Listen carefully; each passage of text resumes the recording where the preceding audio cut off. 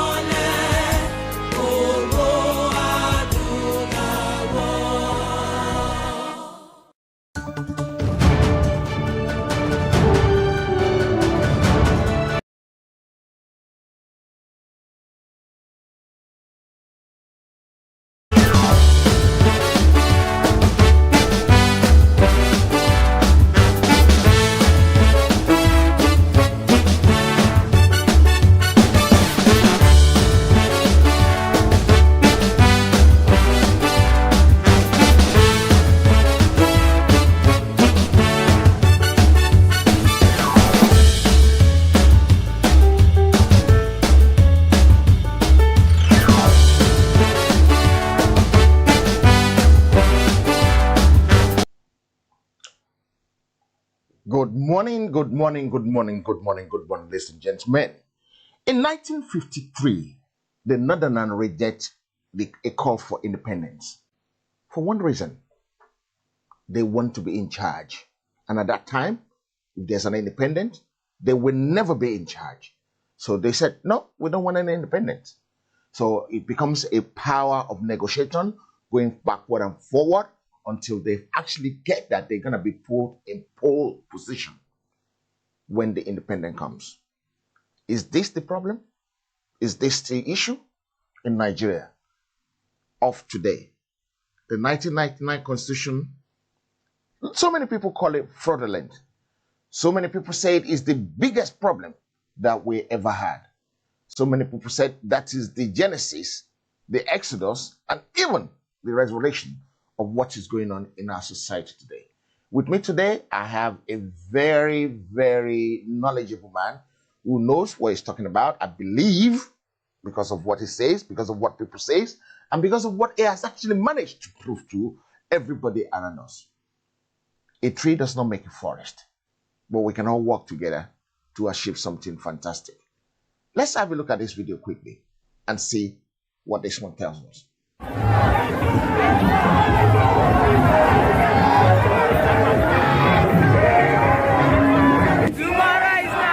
Politics. Tomorrow is now. Youth in politics. No, let me tell you the truth. EndSARS, they want to us Ojoro. They go change the name. It will be like say as Eternal Mobile. That's what it will be. So now they go teach them. They say we don't find out. We will come believe them. Now make I come tell you this. Make I come tell you the real truth. The real truth is say na Nigerian Constitution. Now it be the killer of this country. Well, can't find out anywhere. 1999 Nigerian Constitution is a fraud. 1999 Constitution says that I don't hear myself. Who the hell my mic? Don't off my mic. Why are you going for fire?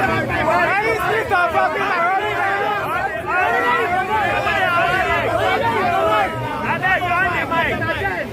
Why are you coming for wire now? No. Go ahead. I don't say the Wait, they're going your mic, they're going to leave now. Say they hear me loud. Speaker don't off the mic.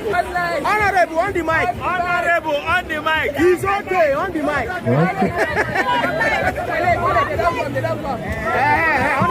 I beg, if anybody there back here, they off my mic. This are not the Delta State pro off my mic. He's okay on the mic, on the mic. As they go now, they tell you say the Nigerian 1999 Constitution is the problem of this country. Now, let I explain you how. Ask me how. How? The 1999 Constitution, the Constitution is guiding them. They can put money inside our treasury and remove money. You cannot ask them questions. That Constitution, Section C, Section C. Yes. You don't have any right to ask them how the country is being run. That is why if they embezzle money, you cannot come back and arrest them. They go carry you go to Supreme Court. They go bring the Constitution. I was once a leader. I don't put my hand inside the treasury. Nothing will happen. Make it a year word though. Because if you don't know these things, you're not going to know. So today, on the program today, we're going to be talking to a very fine gentleman who is very articulated, who knows what he's talking about, in the name of. Are you ready for this, guys? Tony! Good morning, Tony.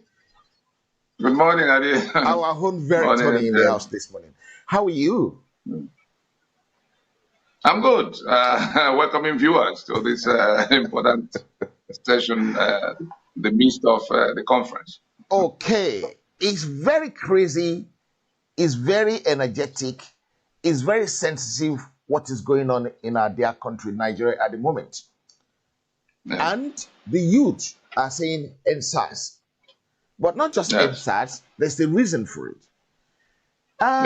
Sometimes there's an adage in Africa that says, if there's a lice in the head, cutting off the head does not solve the problem. But if you don't go to the root cause of the problem, you're just wasting your time. What will have been the problem in their country, Nigeria?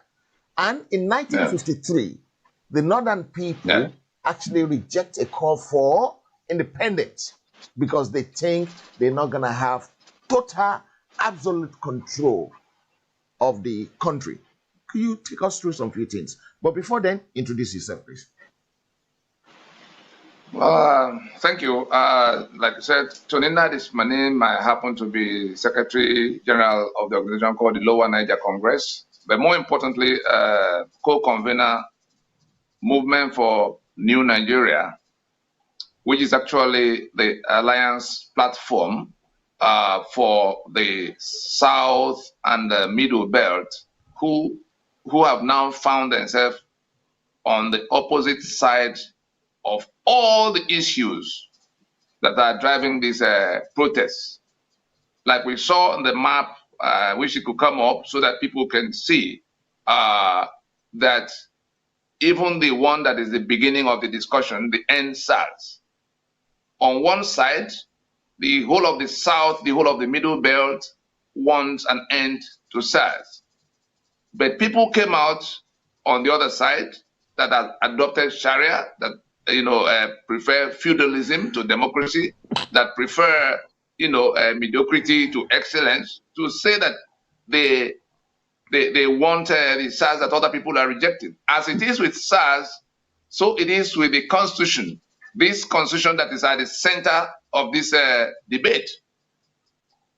They say they want, they insist that the 1999 Constitution must remain the basis of the union and all of what is done in the union. Whereas the whole of the South and the whole of the Middle Belt have repudiated that constitution all the way to solemn assemblies, all the way to everything that needs to be done home and abroad.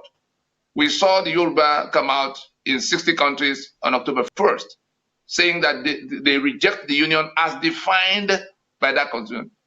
The unitary union of Nigeria is the reason everything is upside down. So we in those two platforms, the Lower Niger Congress and the Movement for New Nigeria Alliance, which is actually Movement for No Nigeria, the imposition of Sharia by this 12-state contiguity we see in yellow here, has made a union impossible because they owe it a duty of faith to kill the rest in the union.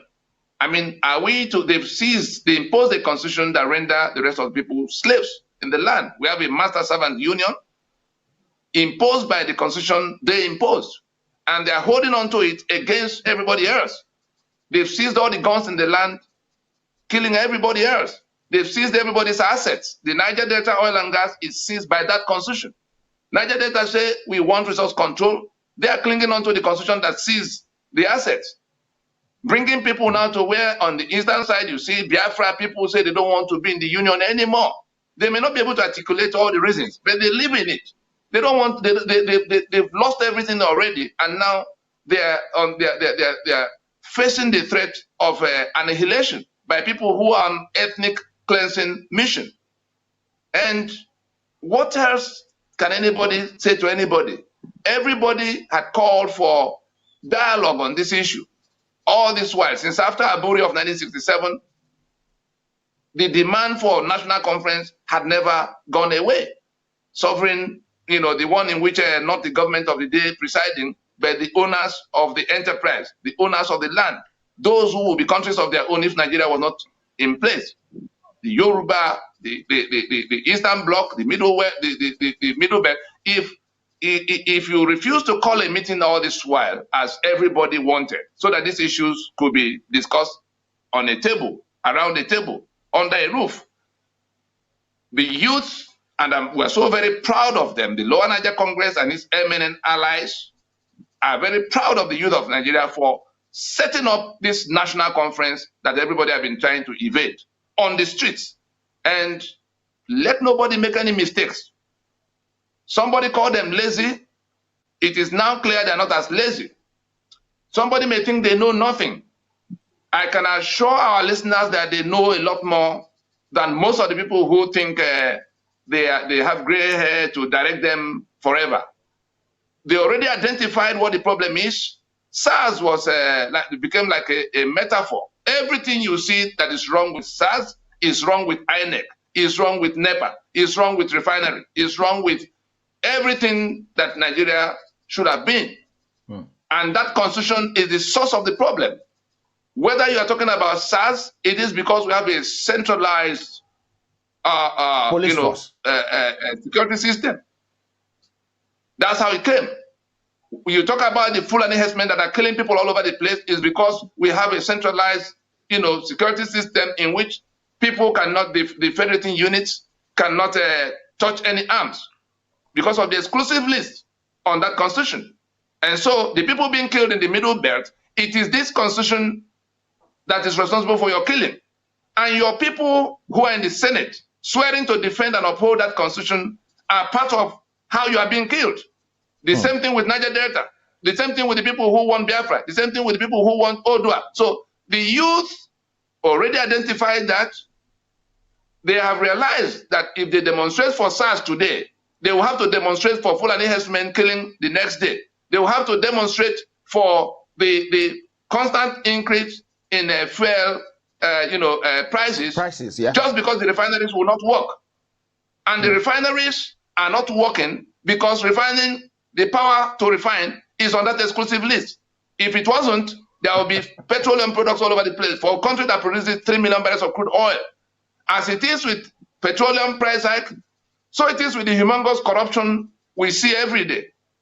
Unless that constitution goes down, corruption can only grow, because the constitution of 99 creates avenues for massive corruption and comprehensively protects the beneficiaries of corruption by immunity provision. The same way for infrastructure. The ports are in the hands of people who just came to collect rent. They are not prepared to do anything, and they lock down everybody. 68 items. The elections that we see go upside down every time, are we to come out again to protest about elections that are in a federation being managed by INEC in Abuja? And in the midst of all this debate, the INEC chairman finds it the best time to roll out election that will happen in 2023 under the constitution that is in dispute, that is being rejected. Is that? So all of the things, I challenge we challenge everybody. And this broadcast, I'm sitting less than 5 minutes away. The place I'm sitting now is just about 5 minutes from the epicenter of this national conference. Okay. Yes. I'm sitting less than 5 minutes. I just had to come to a way. I could have been doing this program right at the toll gate venue so that people, but the noise will interfere. Yes. So I just moved a bit into where we could have some quiet. Some peace, yeah. But this broadcast is targeted at those who sit in Abuja thinking that they've conquered everybody else. That constitution is going to be the dividing line. And nothing will stop this movement. Nothing will stop this protest. Nothing will stop this pushback from these young people whose future had been sold, had been compromised outside a definitive action on that constitution. They must hear, the government must tell them when that source of their misery, source of debt, source of backwardness will be brought to an end. Like South Africa arrived this bus stop in 1990.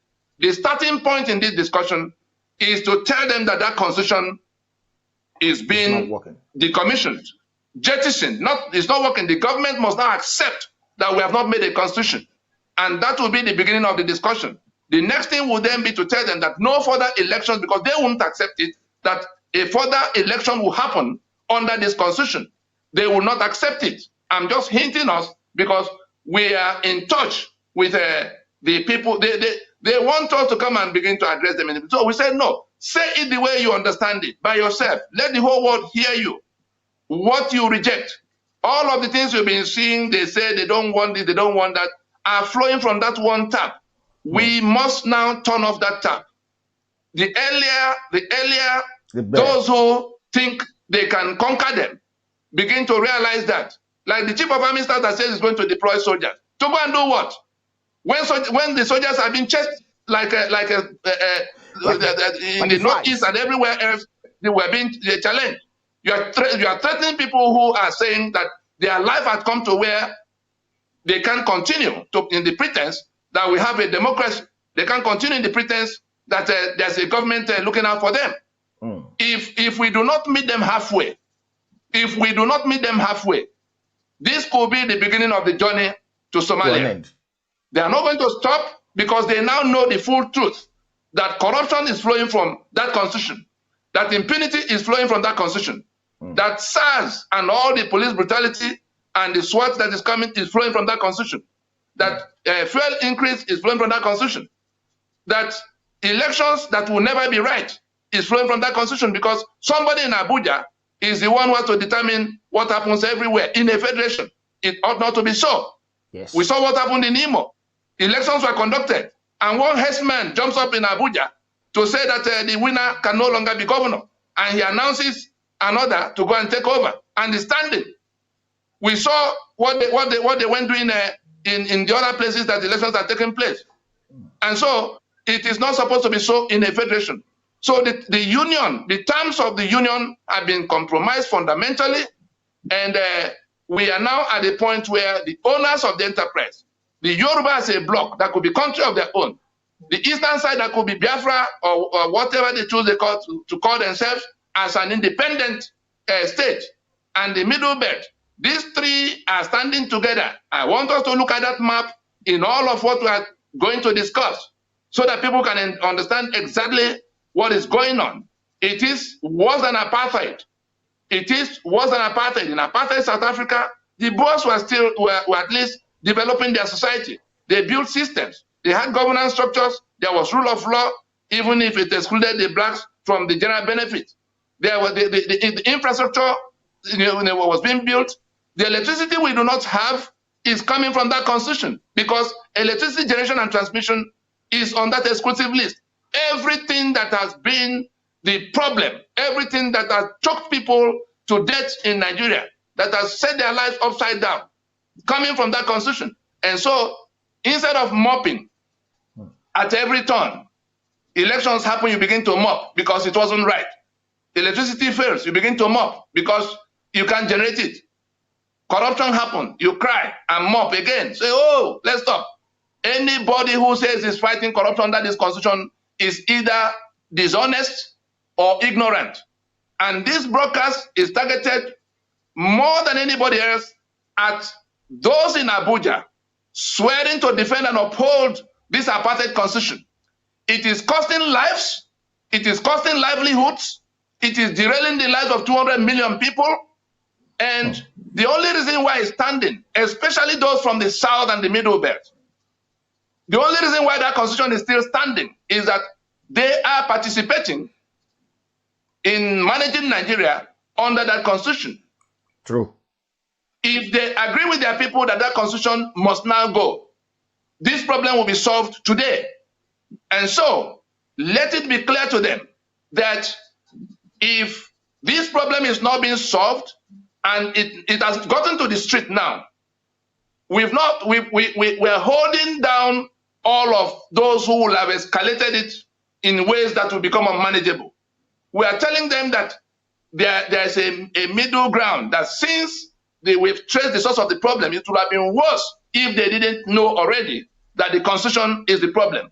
They will have imagined that it is just a matter of matching up to those who have ruined their lives and getting rid of them, as we saw in many countries. But we told them, no, that there's a much better way to get to a determinable outcome. That's why they are calm. That's why they're not going to, fall for the provocations coming from everywhere, like the kind of thing the Buratai chose to do, or the one that advertised a date for election in 2023 under the constitution that has rendered people slaves in their land. Mr. Tony, can I stop you there for a second? Can I show you a video? Right. And after the video, I will ask you a very important question. Have a look at this. Thank you. At the same time, bringing the Fulanis in one fold and try to arrest their traditional practice of moving from one place to the other. And that is a very big, an uphill task. But I think we can communicate with them more, because to them they don't have borders from Cameroon to Nigeria. But that's the thing, Your Excellency. How do we ensure that those who will be participating in this federal government largely funded program will be Nigerians? In terms of the funding? No, in terms of the operations. Operations. You said to bring in the Fulanis together. We have Fulanis from other countries the issue as well. of misconception, I see there is a lot of mistrust and misconception with regards to the Fulani man. The Fulani man is a global or an African person. He moves from the Gambia, from Senegal, and his nationality is just a Fulani man. And as a person, I may have my relations in the Cameroon, but they are also Fulani men. I have relations because from the maternal side, I'm a Fulani man. And that is why we want to educate people. A Fulani man sees himself as a Bayelsan, as somebody coming from the Niger Delta, because he speaks the Niger Delta language, which you and I don't. And of course, we would have to just take this as part of our own heritage, something that is African, and that we cannot just close the border and say the Fulani man is just a Nigerian or this. No. In most cases, the crises are precipitated by those outside Nigeria. When there is a reprisal, it is not the Fulani man within Nigeria that causes it. It is that culture of getting revenge, which is embedded in the tradition of the Fulani man, that attracts reprisal from all over the world. If I understand it, does that mean that those Fulani men who are maybe domiciled in other countries, who move around, they can come into the country and this plan will accommodate them as well? Yes, that's what we want to do. But it has to be done through sensitization, telling them you have to buy in the project, and you use the language, the culture itself to be able to convince them, away from the mistrust where the whole system of transhumance or pastoralism is criminalized. Criminalization of pastoralism is the problem that we have with this project, and it requires people with passion who understand them and who they believe in, people like us from that part of the country, to say yes, we have this. Because today there is no limit to the accusation that this and that has happened and it is the Fulani man who caused it. There is no tribe that is not that you don't have this criminality in, but certainly the way and manner we do it is really exacerbating the crisis and the problems. Will there be any form of documentation of all the people that will be, yes, we are within that? Oh yes, that is going to give Nigeria the opportunity to really have the best in terms of documentation in the demographics, because, as I said, the Fulani man settles anywhere he can feed his cattle. And so if they are put in one place and they are made to understand that this is to save them and their animals, they are exposed to the vagaries of the forest and what is going on, cattle rustling, killings and what have you, and that's why it is important for them to understand that staying in one place is good. And of course, in terms of the best practice of carrying the cows and the lorries. Let's stay with that security angle for a bit. Is there going to be, this plan going to be a fenced enclosure where anyone who comes in is secured, so there is no one that can just come in from anywhere else? No. It is going to be a colony, and a colony does not require a fence. Okay, Mr. Tony, thank you very much for that. I hope you... Thank you. Now my question is coming. I'm going to give you a scenario. We have a big building, maybe a big house, apartment, and there's about 4 or 5 different families that live there. And they pay the electricity bill, they pay the water bill, they pay the rent, and some people go to work, bring in money to pay all those things, and some few people are not that resourceful, but they still dominate their house. They control the house. They determine what everybody else takes from the fridge. And on top of that, they keep bringing their families who are not part of that building into that building to come and reside, not to come and visit, to come and reside. But anytime the other people complain, it becomes a big fight. Do you think the house is not going to explode? Is it only this constitution that is causing the problem, or they have the ulterior motive of bringing every Fulani from the whole of Mali, Cameroon, Niger, and bringing them to Nigeria so that they can drop their Quran in the ocean? Over to you. Well, to put it straight, it is this constitution that enables them to do all of what they are doing. If this constitution goes down today, they are the end of ability to do that which they are doing, which has now become an undisguised ethnic cleansing campaign. For the first 7 months of 2019, we were in Washington discussing with the US and other stakeholders. Some part of that discussion took place in New York in between, but most importantly, the US was bothered that they were at war with ISIS in the Middle East. And suddenly, ISIS began to move into the Lake Chad region, particularly Nigeria. We recall in 2014 when ISIS and Boko Haram joined forces. We recall that before then, at the peak of the push against Jonathan, he had offered some discussion with Boko Haram, and Boko Haram had nominated Muhammad Buhari as their spokesman in the meeting that was supposed to take place in Saudi Arabia. Now, that same Boko Haram officially merged with the ISIS that was coming, and they became ISWAP.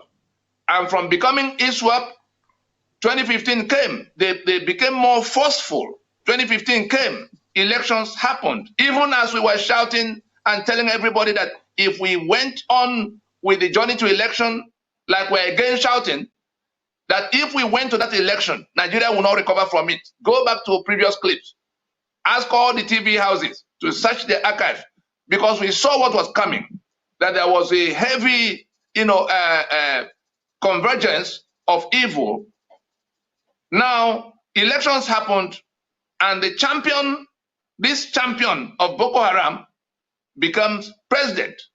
And from there, immediately upon swearing in, the same forces took on a new name, Fulani herdsmen, and they began to overrun the indigenous communities, particularly across the Middle Belt, killing, maiming, raping, wiping off whole communities, and resettling, renaming some of them. El-Rufai did so much of that, renaming some of those communities and resettling Fulani from everywhere.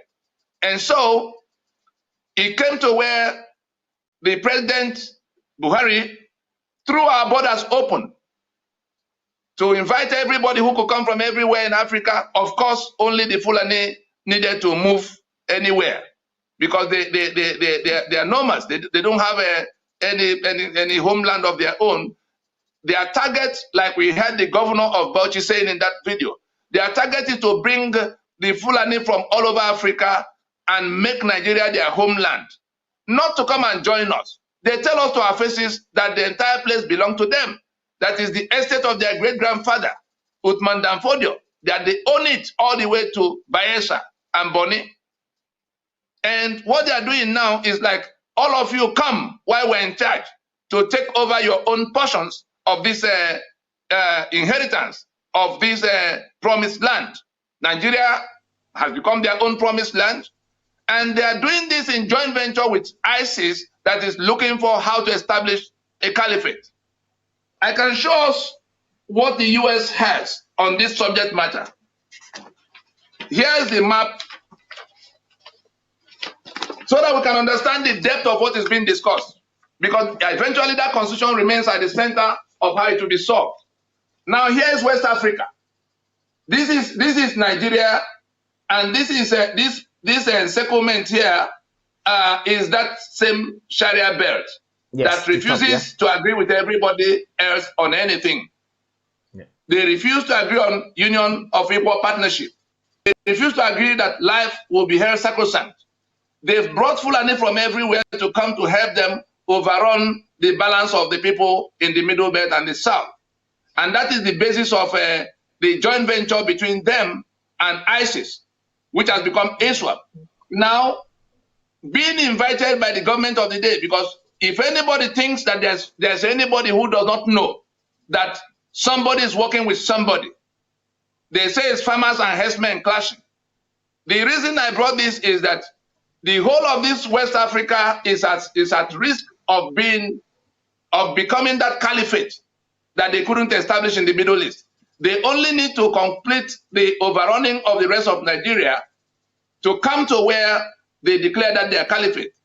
The ungoverned spaces they call Chad and Niger and northern Mali in all these parts are just waiting for them to complete what they are doing here to take full charge of the resources of Nigeria, the armed, the armories of Nigeria, the treasuries of Nigeria, including the process of oil and gas. They will have access to the Atlantic Ocean, to cause havoc the kind we are seeing from the Somali pirates. And the concern of the U.S., and I'm sure we had the generals talking about, Al-Qaeda that is also coming in to join those who are already here. It is the joint venture between the Fulani and the ISIS to make Nigeria their homeland to the exclusion of the owners of Nigeria, who are now being exterminated. And so we showed the U.S. what was happening to us. You saw when they invited the victims of all of the killings going on in the Middle Belt.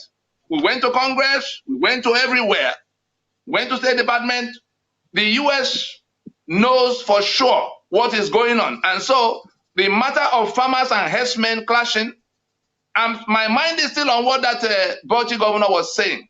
I'm trying to bring to our people what the issues are, because it has become a question of it has become a question of life or death for the rest of Nigeria. The only reason the Fulani is doing, of course, we had the other day when Buhari in his retreat with his ministers, telling them about all of how Trump asked him in their private meeting, why are you killing Christians in your country? So Washington knows for sure that somebody is presiding over what is happening. There's no farmers, herdsmen clash anywhere. That false narrative have been defeated comprehensively. Those who have to act on it have evidence of what is going on. When the governor of Benue went to cry to the president that people are coming from faraway places to kill people under his watch, and the president says to him, oh, go home and learn how to live in peace with the Fulani of Benue. That was Buhari's answer. His defense minister said, all of you who are built on old cattle routes, development, you better go remove your development. And we had just last week, they are now reintroducing that discussion of how grazing routes, old grazing routes will be reestablished. The Minister of Defense that is supposed to be concerned about foreigners coming in to kill people in the Middle Belt in Benue and Plateau and Southern Kaduna said that they should go and remove their development on the old cattle routes. And who are the ones driving these cattle? Fulani from everywhere. The borders have been thrown open, therefore they can come. And as they are coming in, the national identity management that is also exclusively in the hands of the Fulani, because it is on that exclusive list. As they are coming in, they are documenting them as Nigerians. Millions of them. We saw during the lockdown that they were being shipped to the south in such great numbers, such that the US, that already knew what was going on, had to put Nigeria up on the list of countries of particular concern. Because where that discussion in Washington has led is that the situation unfolding in Nigeria has become the most urgent national security question for the United States. And so, if anybody is here deluding himself that it's just going to be a matter of how they use their army, like Buratai thinks, or their police, like the people who are talking about SWAT instead of SARS, if anybody thinks that it's going to be another domestic matter they're going to deal with, such persons are dead wrong. The executive order of June 2nd of June 2020, signed by Trump, was where, after all the departments of government that ought to be working on what to do to stop ISIS and Al-Qaeda had come to the conclusion that it has become due. It has become a national security priority. That's how it's written in that executive order, to go in there and stop this further advance. They began to move away from farmers and herdsmen clash by saying bandit. There's no bandit anywhere. The bandit is to remove the Fulani from the herdsmen that have been categorized as being among the top 3 in the global terror index. They want to remove that tag, Fulani, herdsmen. So they say it's banditry. Banditry can mean is the Yoruba that have been going to Zamfara to kill people. Banditry can mean is the Ijaw that went to Borno to cause commotion. Banditry can be anybody operating anywhere. Nobody is deceived. Earlier than that, they had also tried to sell the false narrative that it was poverty of the Northeast that brought up, just telling lies, whereas they have a definite agenda of wiping out the populations and bringing in their own people. But back to the subject of the moment, these protests happening also is about those killings. This constitution is the reason all the guns are in the hands of this one small group, and they put themselves in charge of every department of where guns are to be used.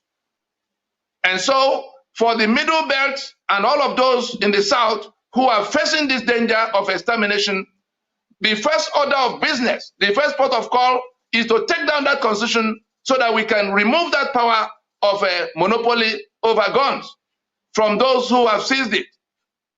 Those who are talking about Oduduwa Republic and Biafra Republic, if that constitution is not taken down, you are criminalized for even saying so.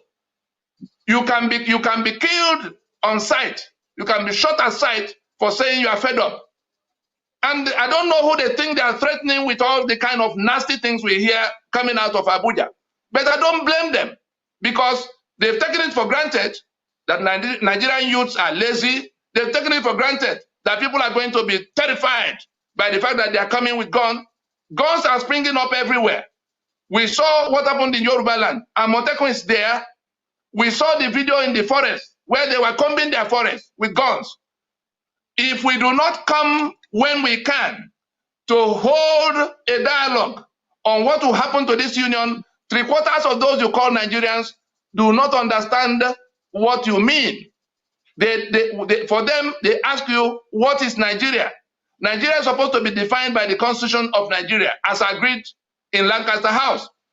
The agreement was toppled in 1966, and that is where we began to impose what became Constitution progressively from 67.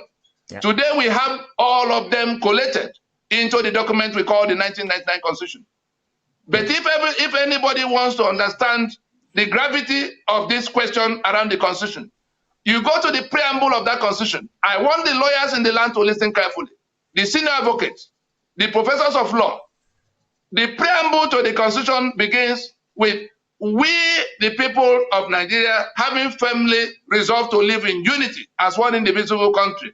That's how it begins. It means we, the Yoruba, we, the Ijaw, we, the Ogoni, we, the Tiv, we, the Biram, we, the Yoruba, we have solemnly resolved, we have discussed to submit our lands and our people into this union called Nigeria as one indivisible entity.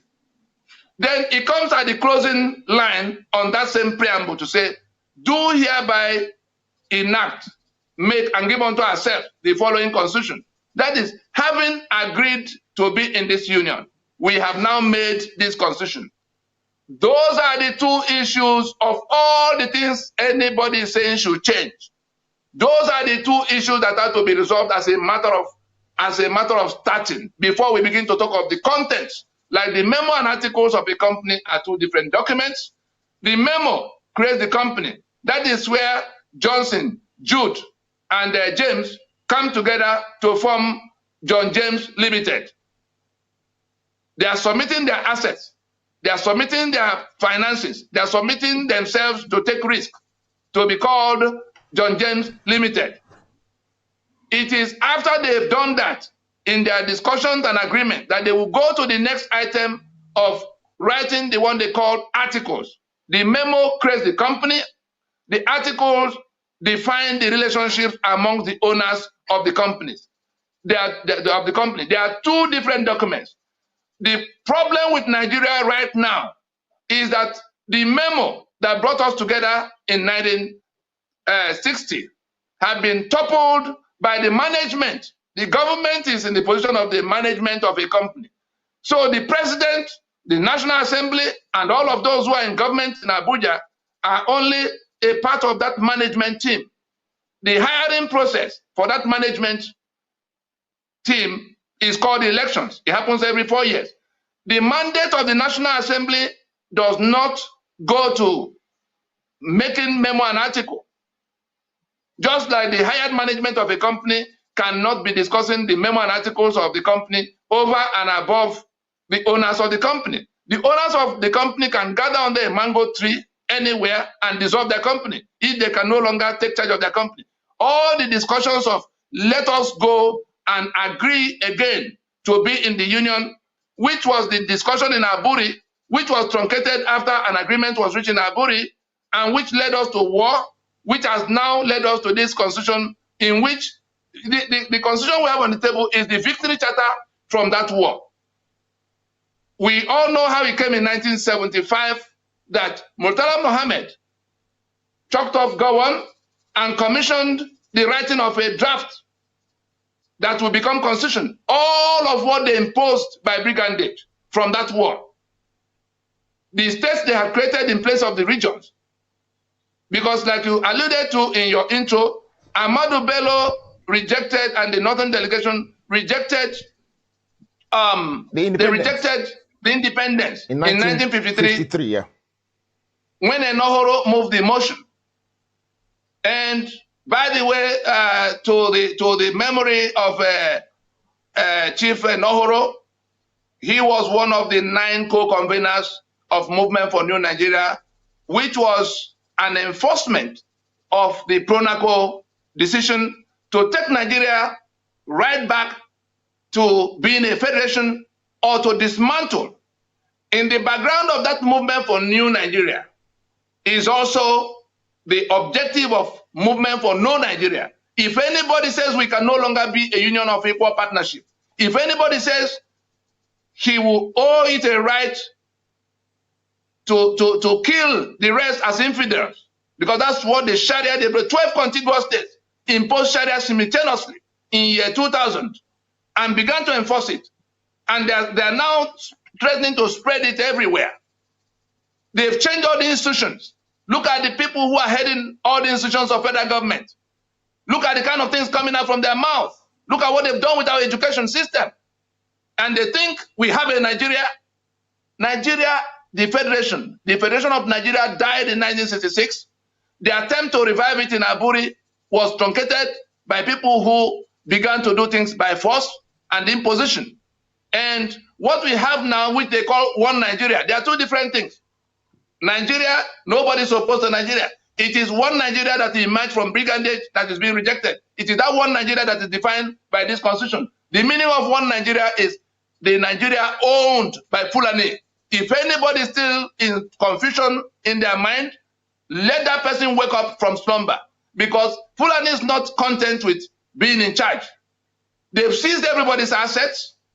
They've seized everybody's rights. We can't generate electricity to run our lives because they put it on the exclusive list. We can't do our roads, we can't do our railways, we can't do our ports. We can't do anything for ourselves. We can't even elect who will govern us. We can't incorporate a company to do business. Everything you need to do, you have to go to get licensed. And then, because they've seized all the assets, remove allocations from Dangote, richest man in Africa. They allocate the port of Lagos to Dangote. He's building a refinery. Where would the crude come from? They allocate the limestone of Middle Belt and everywhere they find limestone to Dangote. He's producing cement at everybody else's cost. And so what we have is a sovereignty dispute that has arisen. The way to approach it, because those who are on the receiving side of this 60 years of brigandage are not going to take it anymore. And that's why we're happy that these young people found a starting point in what came directly at them. All the while they were being misled. Some people say, oh, good leadership. There's no possibility of any good leadership under this constitution, because the thing you will expect to be the modalities for a country that will get good leadership have been compromised by that constitution. And I can go to specifics. Section 6, subsection 6C. I'm talking to the lawyers in the land now, and all of those who do not know, but who think they know. Section 6, subsection 6C of the Constitution of Nigeria relieves the government of responsibility towards the citizen. Governments at all tiers. By the implication of the contents of that clause in that section 6, subsection 6C, because that clause negates the entire chapter 2, where all the benefits of the citizen under the social contract. You are submitting your sovereignty, your life, your assets into a union so that you can get protection, you can have an economy, you can have a safe space, you can relate to the rest of the world as a citizen of Nigeria. All of the good things meant for the citizen. Hospital, school, road, equal opportunity that are in chapter 2 are truncated by the provision of section 6, subsection 6C, which says you cannot ask whether those things are done, or they render them non-justiciable. That's the lawyer's language. But the simple meaning is that the government of Nigeria are absorbed, federal and states, they are absorbed of responsibility towards you, the citizen. These young people on the street have understood that. They now realize that, oh, all the while we were waiting for government to come and do this and do that, the Constitution actually empowers them not to, because you cannot ask them to. You come to section 6, subsection 6D. We're talking about impunity. There's a date written into that, section 6, subsection 6D. I want the journalists in our midst, I want the young people wherever they are to confront the lawyers in the land, whether these things are not so. And if they are so, why are they keeping it for another day? That's Mr. section Tony, 6. Mr. Tony, That's can section I 6D. stop you again? Yes. Can I stop you again? Yes. You're talking about the journalists in the land in Nigeria. Yes. They are Yes. part of the problems. That's that what we I'm have. saying now. We are challenging them openly to confront the lawyers who have been going about saying they fight for some of them say they are human rights activists, others say they make all kinds of claims. Junior advocate. You know, these people, and these are things I have, let me not say we, so that it can be more specific, so that if anybody tries to deny, we'll come public to show how it happened. There's no one of them we did not go to as individual, and then the Bar Association when Olisa Bakoba emerged president. From that point, this alliance of the eminent had gone to them to explain to them that all of the things worrying everybody in Nigeria flow from this constitution. Like that section 6D that I'm talking about creates a 33-year period of immunity for all of those who bastardize Nigerian Federation. It has a date written in it. It says everything done in the name of government from the 15th day of January 1966 to the 29th of May 1999. That's 33-year period. Everything done in the name of government is they are put beyond the powers of court to inquire into, meaning that simply that nobody can question or reverse or call to question in any form all the things that were done in that period. Do you know what that means? That is blanket immunity for all the atrocities committed, including those who seized the assets of others, who are still sitting on those assets, including those who killed people in the manner they shouldn't have killed them, including everything that have now made them bigger than state. They have more money than the governments of today, because they accumulated money in those 33 years. They have much more money than any government of the day can. And they're the ones who determine who goes to contest the election, who will win. The Godfathers. And so with that immunity that covers for that period, the people they install also have immunity in section 308, whereby you cannot question president or governor for anything that is taken away from the treasury in all the time they will be in office. And then you come to the appropriation provisions. Section 81 requires the president of Nigeria to go to obtain permission. I'm now getting to the foundation of corruption. Section 81 requires the president to go to National Assembly to take money from the treasury. Section 82 permits the same president to run government spending money guided by what was approved for the subject matter the year before. That means the spare key of the treasury is in the hand of the president to take whatever he finds there under those provisions. As it is for the president, so it is for the governors in section 121 and 122. The governors have spare keys to the treasury, and so can take all the monies in the treasury as long as they find a way to do the paperwork to conform with the provision there. Say, look, you just go and take and run government. And so anybody who is talking about fighting corruption under this constitution is an outright criminal. I say so. And if the person wants a debate, the LNC and the Eminent Alliance will be having what we call union debates in the days to come to discuss this national conference that has started on the streets. So that if you say you want to give people security, we will show you the provisions that make it impossible. And if you know that that is what it is, and you keep promising them, you give them what you cannot, like the governors. No governor can license one rifle under this constitution. So those who are forming all kinds of things, vigilante here, vigilante there, everything is still subjected to what the police will control. Yeah. And as it is with that, so it is with electricity. You cannot generate or transmit. Oji River Power Plant was built by government of Eastern Region, knowing that Port Harcourt, Aba, Nnewi, Onitsha will require electricity. Since they put that electricity on exclusive list, Oji River that runs on coal-fired plants have been shut down. As I speak, there's no single electricity plant in any part of Igbo land. not one. The effort by Baton Naji to set up something in Aloji that will power Aba back have been frustrated to date. And we're hearing about plants that are being built somewhere everywhere else. And young people who cannot understand why their lives have been turned so much upside down stand up and say they are fed up with Nigeria, they want Biafra. And all you can do is to go around shooting at them and killing them. The union is now unworkable, totally unworkable, and there's nothing that can be fixed in it as long as this constitution is in place. The first order of business is to remove this constitution. Every other thing can then follow. The next thing that will happen, if the government wakes up from its slumber to tell itself the truth, that this constitution has brought this union to an end, as we speak, because we went to court in 2007 after Pronaco. Pronaco was where we called a meeting of all the owners of Nigeria, the nationalities that own Nigeria. We said, look, the British have gone away a long time ago. Why can't we sit down and look at this issue dispassionately one more time?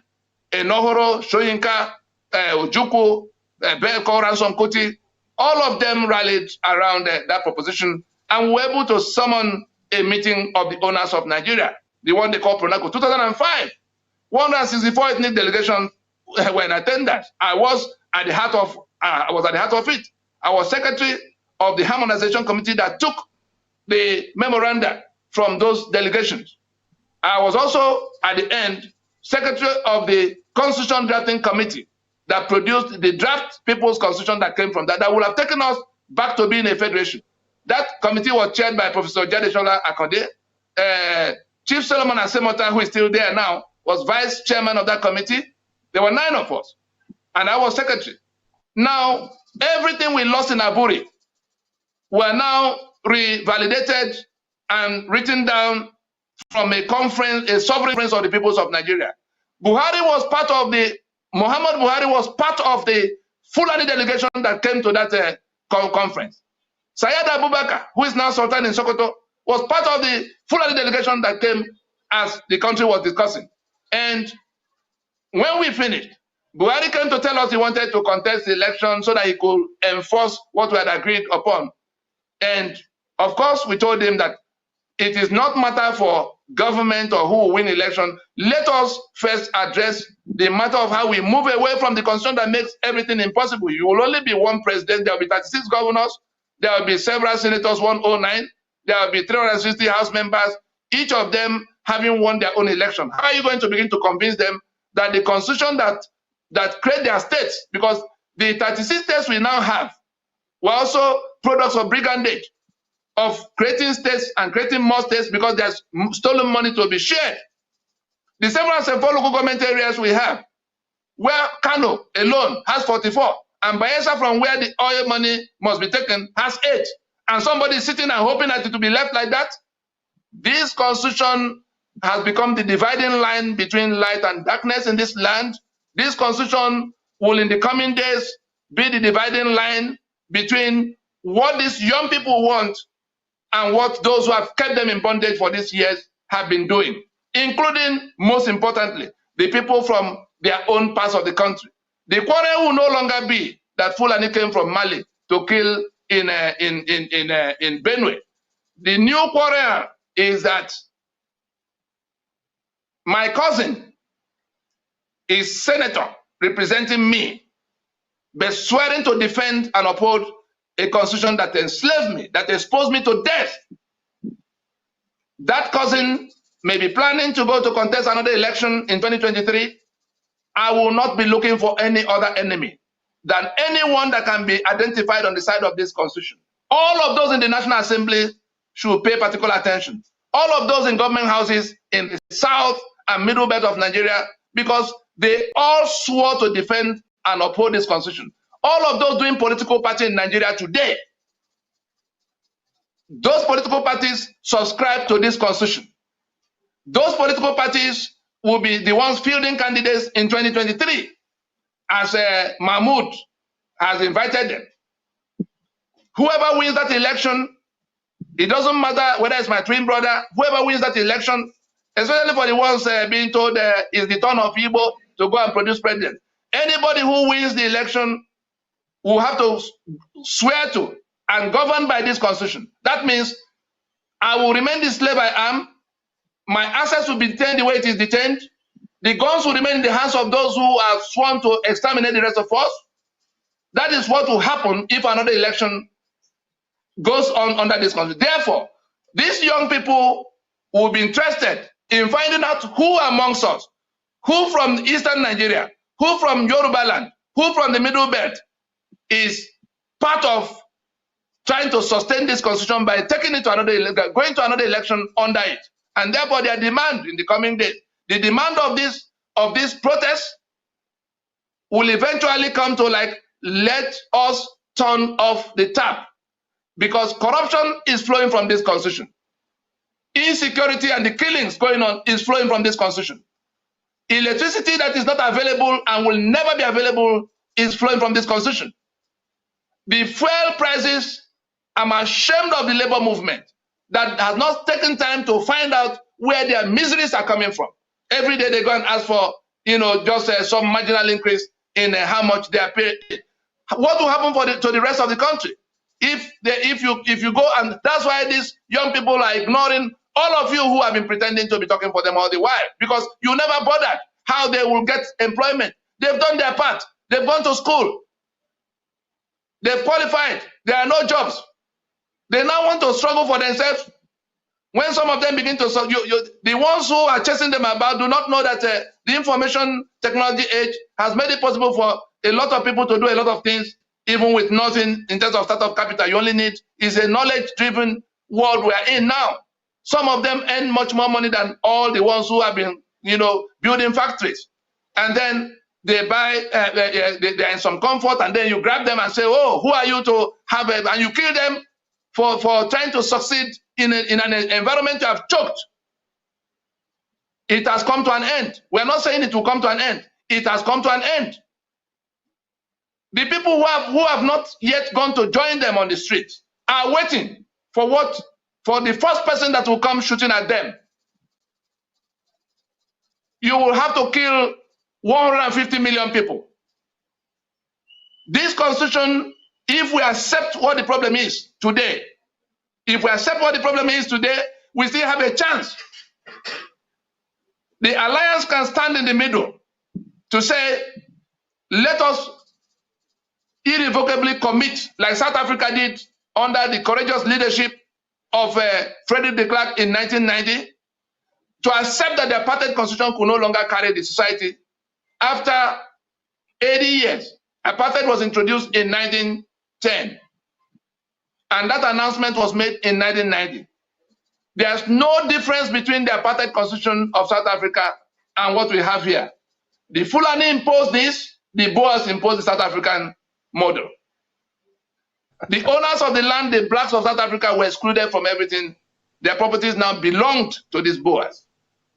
They could kill them. They were just slaves. You could do anything with your slaves. That's what Nigeria has become for the rest of Nigeria in the hands of these arrogant, murderous people. And as we speak, not only Boko Haram, Buhari remains the grand patron of Miyetti Allah. Miyetti Allah have been speaking for and claiming credit for what Fulani herdsmen have been doing. That's not in the hiding. It came to where government will find occasion to sit down with Miyetti Allah and take 100 billion from the treasury to give to Miyetti Allah. To pay bandits. Under the watch of a Fulani president. A Miyetti Allah that is claiming responsibility for the achievements of Fulani herdsmen. And you've heard what that governor there is saying. You saw El-Rufai, the one that is presiding over the genocide in southern Kaduna. You saw El-Rufai telling us that he had gone to 14 different countries to give those who are coming to kill people under his watch money to stop coming to kill. That's his only response. And we have seen what he has done in the last 1 year plus in southern Kaduna, just shutting the place down with, what do they call curfew, and then moving in his people to go and kill people in the numbers we have seen. All the details of this things I'm telling us now are in Washington. Let nobody make any mistakes. If anybody wants to know what Washington knows, that person should go and read that executive order of June 2. That person should then begin to see that all of these lies we've been feeding ourselves with, you shut down history. You thought that these young people will never know. You do not know that the internet is there to bring back what you were hiding. All of what's happened have been excavated. Some of them had the discipline to come to listen when we began to invite them to listen. And what we have now is that they insist that that tap must be turned off at this time. If we're not turning off the tap, we can forget the union. There's a map. You see now that on one side, everybody's agreed that this cannot continue. Then people turn up on the other side, go back to that map. This is end SARS going on. And the other one say, keep SARS. Their governors are going to meet with the president to say, oh, yes, we want SARS to continue. As it is with SARS, so it is with the constitution that we are rejecting. They say it is non-negotiable. So it is with every other thing that could have made this society, better. And if you have a joint project in which a construction site, Nigeria is like a construction site in which 75% of those on that construction site are disputing the project itself. They don't want their land to be included in that project. We must now do what South Africa did in 1990 by accepting that this constitution cannot remain basis, and it's not a matter of promise. That announcement must come from the president before this protest can come to where something is now being negotiated or discussed. Secondly, a definite announcement that no further elections will happen under this constitution must be made. The constitutional force majeure that many people have been hearing about, the constitution is social contract. The social contract has been truncated from the point the 5 constitutions that define the union were thrown away and replaced by one constitution, which Murtala Mohammed commissioned in 1975. He called in, just to let those who didn't know, to know, he called in Rotimi Williams, who in turn brought in Ben Wabweze. It was between the two that the instructions of Murtala Mohammed got, scripted into a draft constitution. It was that draft that went before the Constituent Assembly of 1977. The Constituent Assembly of 75 of Murtala Mohammed got killed in 76, but the draft was ready. And Obasanjo now carried on with that draft, summoning a Constituent Assembly. The Constituent Assembly of 1977 did not accept the retention of the states that were created, which damaged the basis of the federation. Nigerian Federation was a federation of 4 regions, 4 autonomous regions, as defined by the demands of Ahmadu Bello in 1953, because Ahmadu Bello listed 8 items of what must be in place before the northern region can have sufficient comfort to be part of the union. It was those 8 things Ahmadu Bello listed that defined the depth of autonomy for the regions. The regions owned their assets and contributed only 15%, 15 as in 1/5, to the center for the upkeep of the center, and the common services assigned the center to do on behalf of all. The regions could do, they were in charge of their security, they were in charge of all kinds of things. The army in the region, the governor of the region could talk to the commander of the army and things will begin to happen. The premier of the region could call the police head and then things will begin to happen. Today, everybody has to wait for Abuja.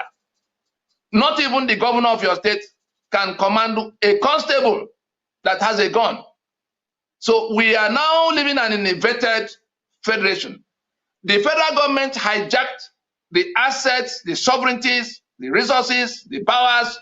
That's what they've loaded into that exclusive list of the federating units.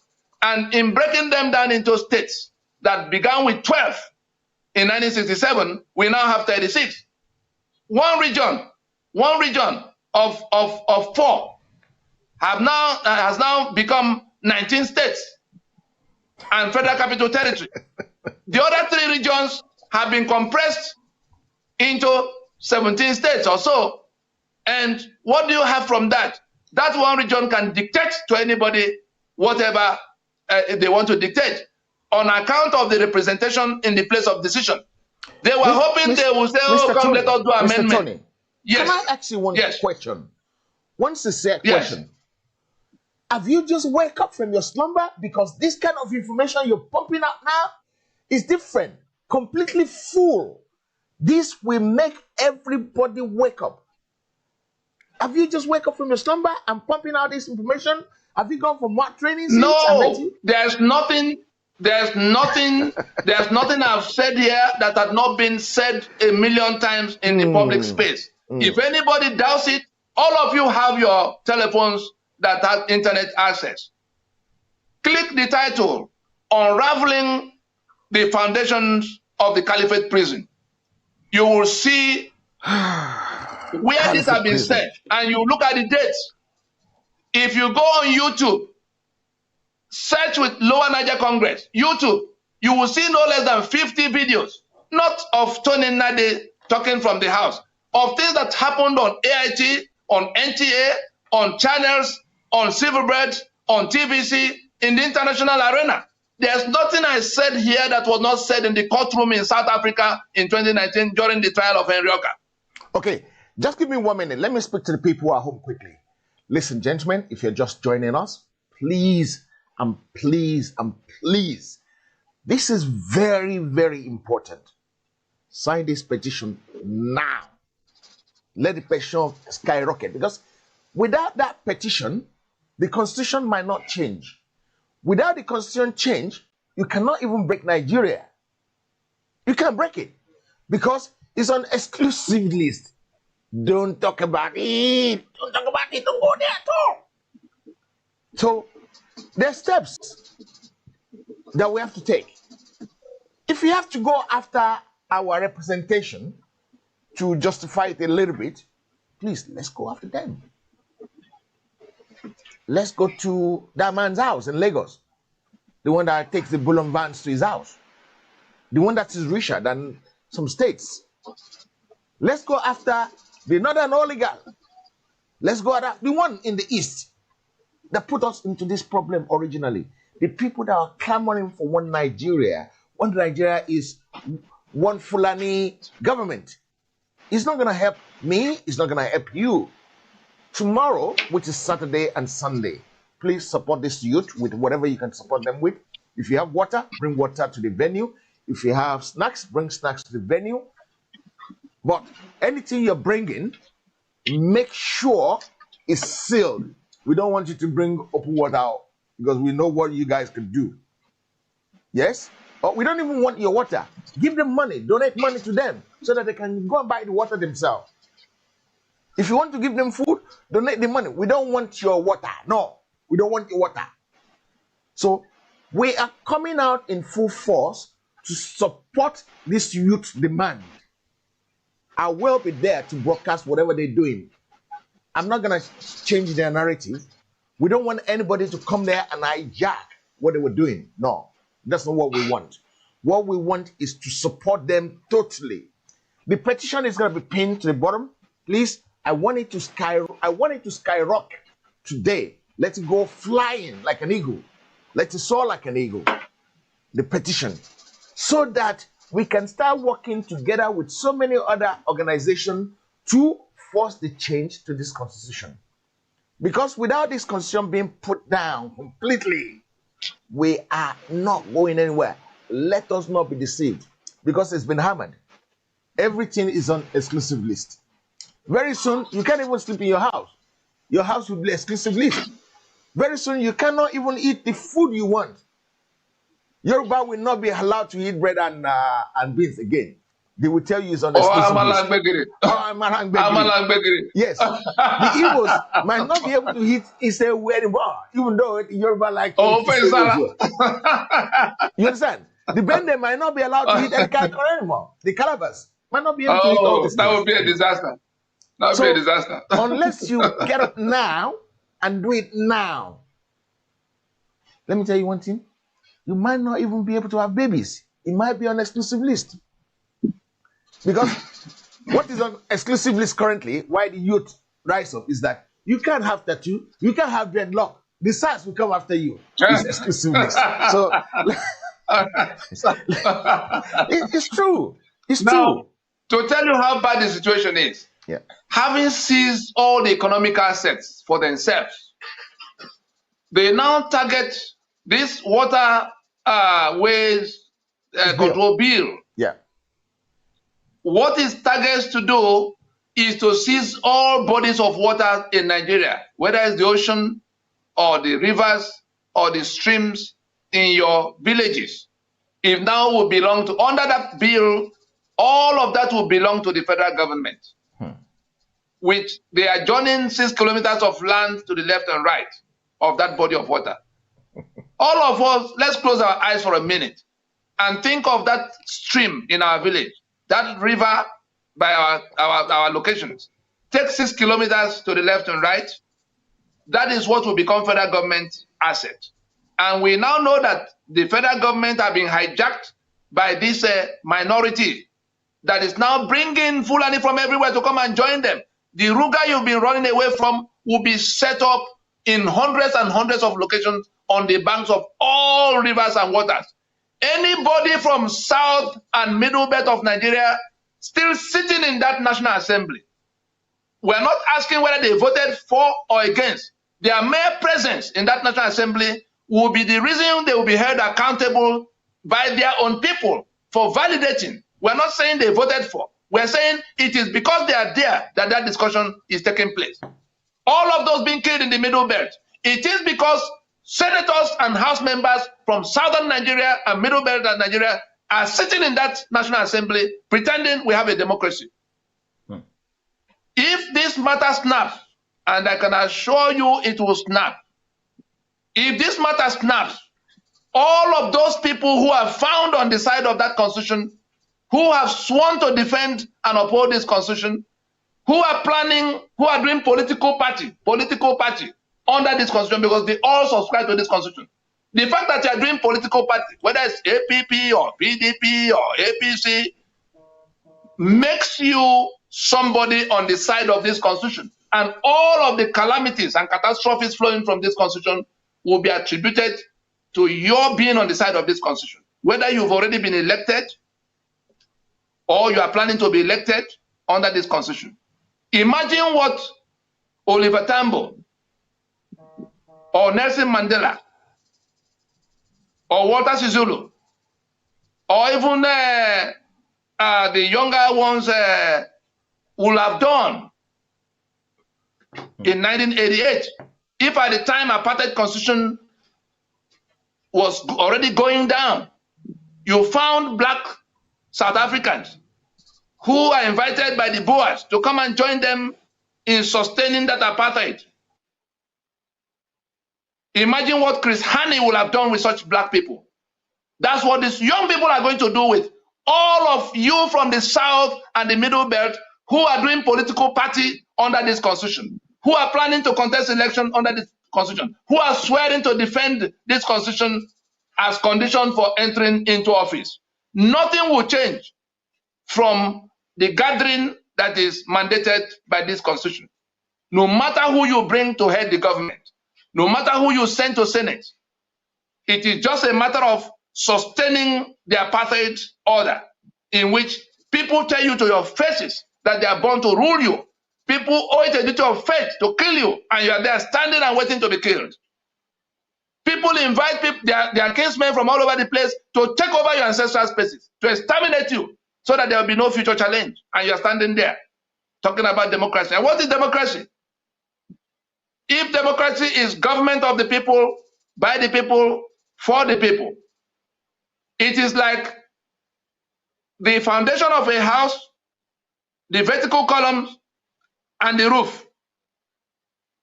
The Nigerian democracy does not pass any of these 3 legs of test, because government of the people means that the people in exercise of their sovereignty, as you find in section 14.2a, 14 subsection 2a, all these sections I'm citing, let the journalists in the land, let the young people confront the lawyers who have been going about pretending they are speaking for them with those specifics.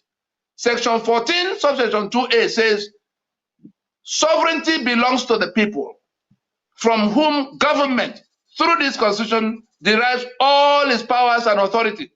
I'm quoting now. I've not added, I've not subtracted. Sovereignty belongs to the people, from whom government, through this constitution, derives all its powers and authority.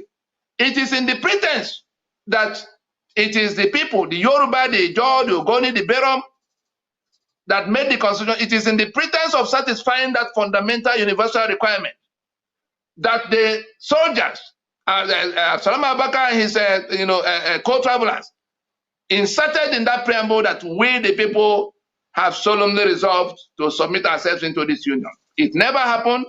Unfortunately for them, the way God works, God knew that this day will come, and he made an escape route available. The same people brought this constitution to be via decree number 24 of 1999. That decree number 24 of 1999, I'm sure you can see it. That decree number 24 of 1999 told the story of how the constitution came about. Absalami Abubakar telling the story. Say he set up a committee that went around to ask people what they wanted, and most people wanted a return to 1979 arrangement. Oh, I didn't finish the story of 77 that became 79 constitution. Constituent Assembly rejected those states as basis of union. They wanted a return to the federating unit so that we can restore our federation. Constituent Assembly did not accept presidential system because it will accumulate power. All the things that Constituent Assembly wanted changed. The clean copy of their report was submitted to Obasanjo, who was then head of state. On the 21st of September in 1978, these are specifics now. Let the journalists in the lands find out whether it is so or not so. On the 21st of September in 1978, Obasanjo went on national broadcast to introduce 17 amendments to the finished work of the Constituent Assembly, which became baptized as 1979 Constitution. And therefore, it wasn't an act of the people as claimed in the preamble to the 1979 Constitution. It was the military, the Supreme Military Council headed by Obasanjo, that imposed what came out as 1979 Constitution, even with all the suggestions of the Constituent Assembly, which got jettisoned. And so, in adopting the 1979 as 99, because they only added the states they created between 79 and 99 into, there's no difference between this and the 1979 edition. And therefore, it was imposition from beginning. Everything we lament now, I've challenged all kinds of people, the LNC have challenged all kinds of people chanting one thing or the other to say, look, tell me what the problem is, and I'll show you the provision in the Constitution that sustains it. And as long as the tap is running, you mop in vain. If corruption is flowing from that tap, and you are mopping to say you are fighting corruption, leaving the tap on, leaving the Constitution on, you are deceiving yourself. If the killings are happening because the guns are in the hands of one part only, and you leave that Constitution and say you are fighting insecurity in Nigeria, you are a criminal. You are dishonest. If the infrastructural decay, I was in the oil industry, I can tell you a thing or two about how electricity is generated. The only reason why Nigeria is still discussing 4,000 and 5,000 and 10,000 megawatts of electricity for 200 million people is because that right to generate electricity is sequestered. And no matter what they tell you about what they are planning to do with electricity, nobody in his right mind will take $5 billion or $10 billion of other people's money to come and invest in the gamble of trying to provide electricity in Nigeria. That's why all the MOUs of General Electric come and build for us. Nobody is coming to build electricity for you unless you take down this Constitution. And there's no development that is possible without electricity. As it is for electricity, so it is with the port. Can we see what has happened to Apapa Port? Why will it? The port of Port Harcourt was property of Eastern Region. If Nigeria were to cease to be today, is it people from Sokoto or Kano that will come and own the waters of Lagos to now be controllers of the port? And every now and then you gather and dance your festival. When Gambari, when people who are strangers, more strangers than even the British that came, have become the owners of the waters. Look at who is Controller General from independence to date. Has there been one Yoruba Controller General of Customs? Is there nobody in Yoruba land that is qualified to collect the rents at the ports, which the customs do on behalf of the Federation of Nigeria? How did we come about Ahmadu Bello being the name of the street that runs from front of Bonicamp to front of Eko Hotel? Have they not dipped their Quran inside your waters? Are you waiting to be killed all before you come to the realization that something is happening? And people are asking you to go and get PVC to go and vote in election. For the men of God in the land, we went round talking to them quietly, thinking that there could be a Bishop Tutu amongst them. We didn't find any. For 10 years plus, we didn't find any. We went to them without exception. Is there anyone who can see that the flock will die if these things are not resolved, so that they can join hands with us to take down this source of evil? Nobody will listen. That constitution has brought them to where KAMA, the law regulating companies and allied matters in Nigeria, has been altered. And the church can now be decapitated by these caliphate forces. That was when it became clear to them that trouble has come, because it has landed on their head. Before then, it didn't matter. Private jet, private university was more important. And the people that come to cry to you every day are facing the threat of death. As it is with the men of God, so is it with the civil society people. Oh, some say we are society against corruption. Oh, we are society against iniquity. All kinds of things. These are dishonest people because we engage them. I could call names, but that will be for another day. All of them without exception. We told them what the problem was. They were benefiting from the blood of the dying people. Grants they get. That's all that is important to them. Let us turn off the tap. They say, no, don't go there. It's political demand. Do I look like... all this, do they sound like political talk? PDP, APC, ABGA, they are all together in subscribing to this evil. These young people are not going to make any distinction between any of you. Your offense will be that you are one of those doing political party under this constitution, planning to go to election. So very quickly, some of the terminologies that will define this discussion, the people talking about restructuring, let us break it down. Restructuring simply means, like in a building, reconstruction. Reconstruction can end with a totally new building design from scratch. It can mean, instead of having one building, you have several bungalows. Instead of having a 10-story structure, the land is big enough, you have 4 different buildings. That's reconstruction because the existing structure will be taken down for a start. You have to remove this foundation. We're building on a foundation of fraud. We did not make this constitution, and they say we made it on account of that false claim. They sell 3 million barrels of crude oil. They take over the assets of everybody everywhere. They have the power of life and death over everybody trapped here. Nigeria has become an entrapment for those you call Nigerians. And so the matter of restructuring can end with 100% autonomy for those who want Oodua Republic or Biafra Republic if they go to referendum. Because by the time this constitution is taken down, 2 things will then have to happen. We have to resolve those 2 issues raised by the preamble. That was what Bolage was trying to explain to everybody, that the sovereign conference that is being demanded is to determine 2 things in the order of one before the next. 1, whether we want to continue in the union. Yoruba already has before their state assemblies a bill for referendum to determine whether Yoruba want to recommit to the union, because the collapse of this constitution is the end of union. Let nobody make any mistake about that, because it is on account of this constitution that your land is described as Nigeria today. The key to taking back your land is to remove this constitution. That's how close you are to your salvation. This constitution goes down, the unitary union it creates goes down with it. We're not anarchists, so we say let those in government house remain for the short period. We'll have to have the discussion like South Africa did. And so we are at that point now.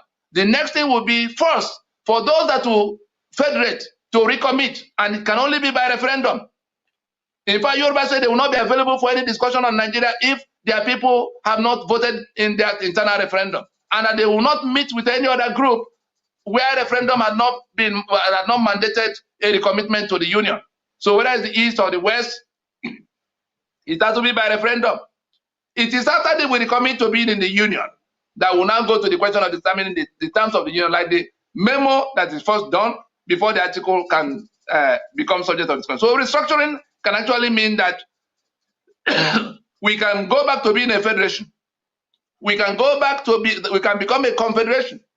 We can also agree that the clash of civilizations imposed by Sharia and feudalism has made it impossible for any union to be, and therefore it will be independent units emerging. But it will be all products of referendums. If anybody wants to know the details, there is an open memorandum on restructuring written the President, Muhammadu Buhari, on November 16, 2018. Guardian newspaper reported it on the 18th of November 2018. November 16, 2018, open memorandum to President Buhari by this MNN alliance, detailing what should happen if we want to solve this problem, which people now call restructuring. That's fundamental reconfiguration of the constitutional basis of Nigeria. So let those who hear restructuring first go make reference to finding out how it is to be undertaken, because we've detailed it to the last step from the point to begin. It can yield federation, it can yield confederation, it can yield independent units. That's for restructuring. Referendum is the mechanism for determining what the choice of the people is on any subject, including this matter, when it goes to them to decide whether they want to remain in the union and on what terms, in the sequence of one before the other. So if anybody is hoping to call a national conference for how we begin to discuss this matter, let the person perish the thought. That prank has been played too many times. If anybody is thinking that National Assembly will come and begin to do amendments, no alphabet will be taken from this constitution, not one alphabet. The union erected by this constitution is a fraud against all of those who are trapped here. National Assembly, in insisting that they are the ones who have to decide for us now, they are actually appropriating our sovereignty illicitly. They are committing treason against the rest of us in furtherance of the one Absalami committed in 1999 by putting our signature on a document we didn't make, a document of damnation. And so that will not happen. Not National Assembly, not National Conference, and in the referendum we're talking about, only the territories that are fed up with Nigeria will be going to their referendum. Yoruba will go to referendum in their own space. We saw when the Scotland was fed up with UK. Was it the whole of the UK that was voting for the ACA that is talking about the referendum on one Nigeria where everybody will be voting? Are we to begin to teach them afresh that referendum will refer to only the people who are saying they're fed up? In the eastern part, they will go to their own referendum. In the Yoruba part, they will go to their own referendum. In the middle belt, according to the maps they've made out. And as I speak with you, all of the discussions have been going on for a long time.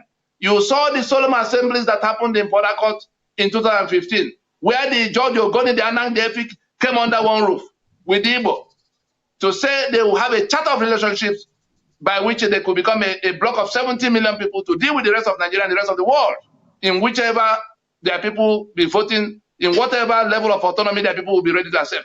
As it is in that part, we saw the Yoruba going to Solomon Assembly in Ibadan, Adamasingba on the 7th of September. What did they all decide?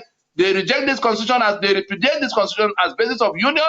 They insist that something else that will be a product of their people by referendum will have to replace this. And then we saw on the 18th of July in 2018, the day the plane carrying Edwin Clark and Nwodo was not allowed to land in Makurdi, that was the day the Middle Belt did their own. So these three blocks have formally repudiated this constitution by the 11th of December in 2018. The three blocks gathered in Lagos in what they call the Freedom Park Proclamation to say that they will not submit to any further national elections under this constitution. Of course, the politicians ignored them for the moment and went on to 2019 election. Because the populace hadn't heard this, all of what we would have been doing to stop them, we didn't. We said, okay, let's give some more time to let this information get out. The information has gotten out. Young people now see that there's a way to save themselves from calamity, from death, from ruin. Go overseas. We travel quite a bit, and you see our people who are stranded all over the world, being treated like criminals everywhere they turn up, because Nigeria is the way it is. All of them are behind this movement now to say we must take back our sovereignty from Nigeria that has confiscated it. If we want a union, let's go and discuss and have a union. If we're not having a union, we're not going to keep this union of master and servant another season. That's where we are. And self-determination, some of us have given a narrow construction to it in terms of meaning. Self-determination simply means to decide for yourself how you live in your space. Luckily for all of us, and I was directly involved in how it came, there's an instrument from the United Nations that settles this matter in our favor. It came in 2007. It's called United Nations Declaration on the Rights of Indigenous Peoples. Under this instrument, if you are a distinct nationality on your ancestral space, you're entitled to be there by yourself, to fend for yourself. It doesn't matter how you came into any union with anybody else. If anybody wants to be in union with you, the person has to convince you. If you're not convinced, the person has to dress back from you somehow. It was after we finished Monaco and we were thinking of how to enforce our decisions. I had to call Soyinka, Professor Soyinka. This instrument will go down as one of his greatest achievements. People don't know what has changed. If you are Yoruba under this instrument, you can be in your ancestral space. If Nigeria wants to be in union with you, Nigeria has to convince you. As it is with the Yoruba, so it is with the Ijaw, so it is with the Ogoni. And that's what we're telling our brothers in the East who are talking about Biafra. That the reason the LNC went for the map of 1885, which spell out where, here is that map. Because this matter is of equal interest to all the South and Middle Belt. In the eastern part, the map you see here is the one showing the 6 broad ethno-linguistic groups that could become the Federation of Lower Niger. They could adopt any name when they've gone to referendum to be one country, but it will be in accordance with the self-determination rights of the Ijaw, the Ogoni, the Anang, the Efik, the Bini. That was what they decided in their solemn assembly. They adopted this map as basis of dealing with the rest of Nigeria, with internal cohesion between all the blocks, so that what happened in Biafra will not happen again. Everybody will be union of equal partner, not one in which there could be some supreme leader of people coming to jump into a just space. That's what they are rejecting. Not the people who are saying they don't want the Biafra, the one that have been. So I'm just touching on all the parts.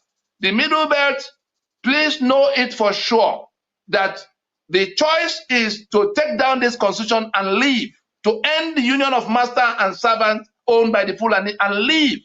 If you want to keep Nigeria one, like Gowon invited all of you to do a long time ago, killing 3.5 million people to keep Nigeria one, if you want to keep Nigeria one, you are preserving it for Fulani to inherit, to exterminate you, and to colonize those who will then be surrendering if they are not killed. That's the only thing. Anybody telling you any other thing is just deceiving you. That's what's going on. The global community already knows that. They are coming in to sort out their own issues of the ISIS that is reinforcing to come for them. And they're not going to wait for our ignorance to stand their way. The only thing, if we do not listen in good time, we may become collateral damage to the kind of commotion that is lying ahead. We have a chance today to accept what the problem is and to accept what the solution is. The self-determination is merely the ingredient, that's the most important ingredient in resolving this matter. You must accept that these people have to decide for themselves, and it's only by referendum that you can ascertain what they want, whether it is 100% autonomy or 80% that you can get in confederation, or 60% that you can get in a federation. It must be their decision in self-determination. Great. I think that's where we might have to. Yeah. Thank you. Anchor it. Thank you, Mr. Tony. My audience, our audience are asking us a question. Can we repeat this every Friday to educate more people for now until we get to where we're going? Of course, this is priority. Okay. The only thing holding our people down is this ignorance. The day our people get to know, imagine if 1 million people, imagine if 1 million of the young people whose future have been compromised get to know all of this. Who is going to stand their way? No, nobody. We're actually the ones standing between. They can match upon the instructions already went. Let it be said loud and clear. This crowd on the street, these lazy young people in quotes, already have their battle script in their hand. They developed it by themselves upon the knowledge they got. Yeah. And the people they're going to be going after, the people they're going to have issues with are people from their own parts who are sustaining this constitution. Let families talk to their families, their fathers and their mothers who are helping sustain this constitution by playing politics, by being political party members under it, by contesting election under it, by refusing to stand with the people for this constitution to be taken down.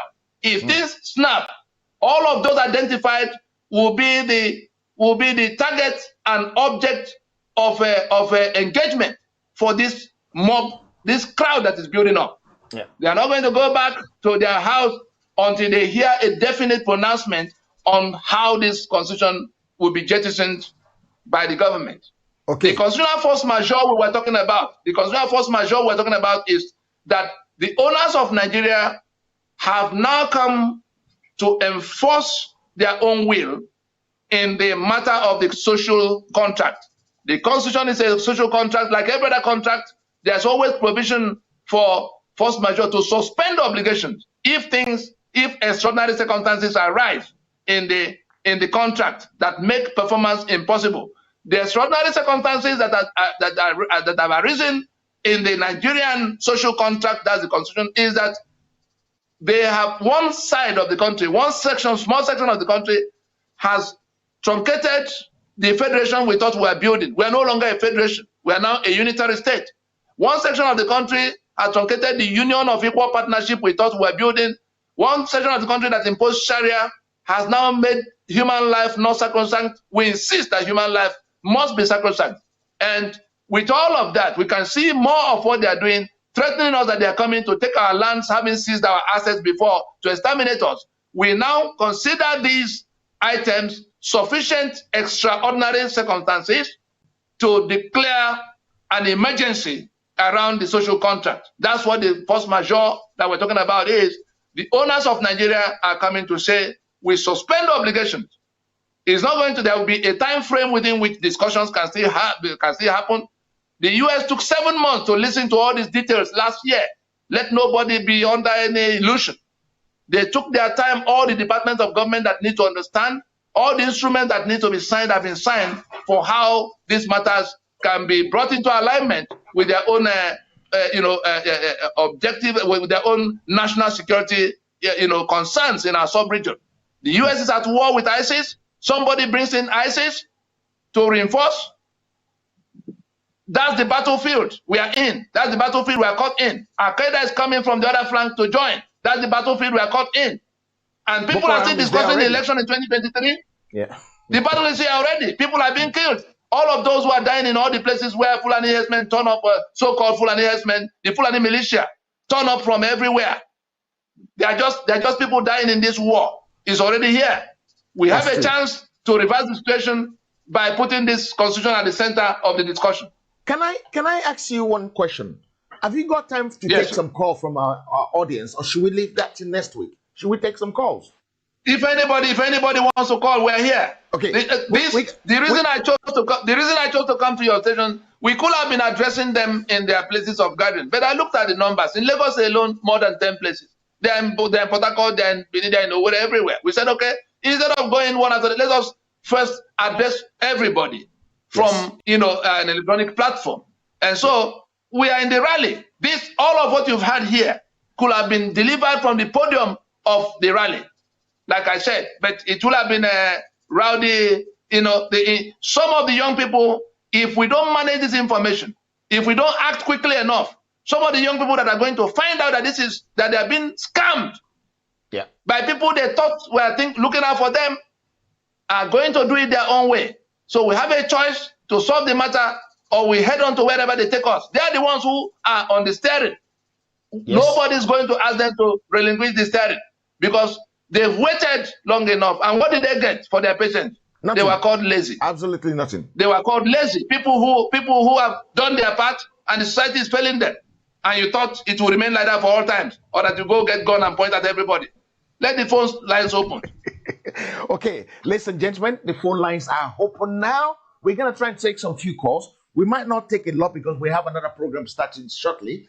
But the good things about it is that I want to tell you guys, all the people listening to this broadcast at the location of all the protest location, please, you might not have the link to the petition because you're watching from a big screen at the location. Please, the Protecting Southern and Middle Belt Nigerian People is the title of the petition. Please go there, sign the petition, please. I'm begging you, it is very, very important because this will help in finding a lasting solution to this problem. Until this constitution go down, we're not going anywhere. And the good thing is that these guys are awake. The youths, they know what they want, they know what they're looking for, and they know how to get what they're looking for because they have their own mindset. Nobody is going to drive them. They were called lazy, but today they're not lazy. They are so organized. 600 lawyers waiting to rescue anybody at that protest location. 600 doctors. And guy, by the way, protests in London tomorrow, Saturday, the 17th of October 2020. And in London again, Downing Street is the venue, the gate of Downing Street. Heritage Television will be there to bring it live to every part of the world, live. In the most constructive way. In the most constructive way. We will beam it out live as it's happening. I will be there. Will you be there? Come out in thousands to support. Come out in millions to support these young guys. Don't come and truncate it. Don't come and take over. No, I don't want you to take over because they don't want us to take over. You know how they behave at home? Daddy, don't come to my party. They've already defined where they want to land. So anybody who is coming at a risk to himself. Yes. So we don't want anybody. You saw what happened with Sowore. You saw what happened with Sowore the other day. The people Sowore came to talk to already knew more. You talk about revolution now. You're talking about election. How you can go and be president. That is the solution to Nigeria. With all of this, what do you know about this? What do you care to know? You want to build a political career on the blood of dying people, playing pranks, having participated in bringing this calamity in government house today, and all of those who are, let us look at the people who brought about this situation we're trying to contend with now. I think I might have my first caller. I'm not sure if Daddy wants to get involved with the program. Daddy, if you want to get involved with the program, then hold on there, please. I'm going to put you through in 1 second. Do you have a question for our guest tonight, Tony Nnamdi? If not, Daddy, I can call you back when I finish this program. But the good thing about it all is the 1999 Constitution is not working, and we have to put it down. It's a fraud. It's a fraud. Not just that it's not working. It was designed to make Nigeria the criminal enterprise the British designed it to be. We have the documents. We have the documents from the British archives that indicate that they were clear-minded in creating Nigeria to be a criminal enterprise in which stakeholders who are in government house are able to take everything they find there without consequence. That's how we came about the police that's not accountable to us. That's how we came about a judiciary that is made subject to the executive branch. That's how we came about all the constitutions that Nigeria has had since 1914 to facilitate this haste, this coming to take the resources away unchallenged. They handed over in 1960 to people, the local agents who are still carrying on. And that was why Ahmadu Bello could tell us what he said in 1960, October of 1960, that they knew the new country called Nigeria should be an estate of their great grandfather Othman Dan Fodio, and that on no account should the power equation be allowed to change. We're still living with that. This Okay, constitution, Mr. Tony, this constitution is a product. I have your first caller for you. Daddy, Right. our father, Olu Abiola, OBE, is on the line with you. He wants to speak to you. Daddy, go ahead, sir. Your question, sir.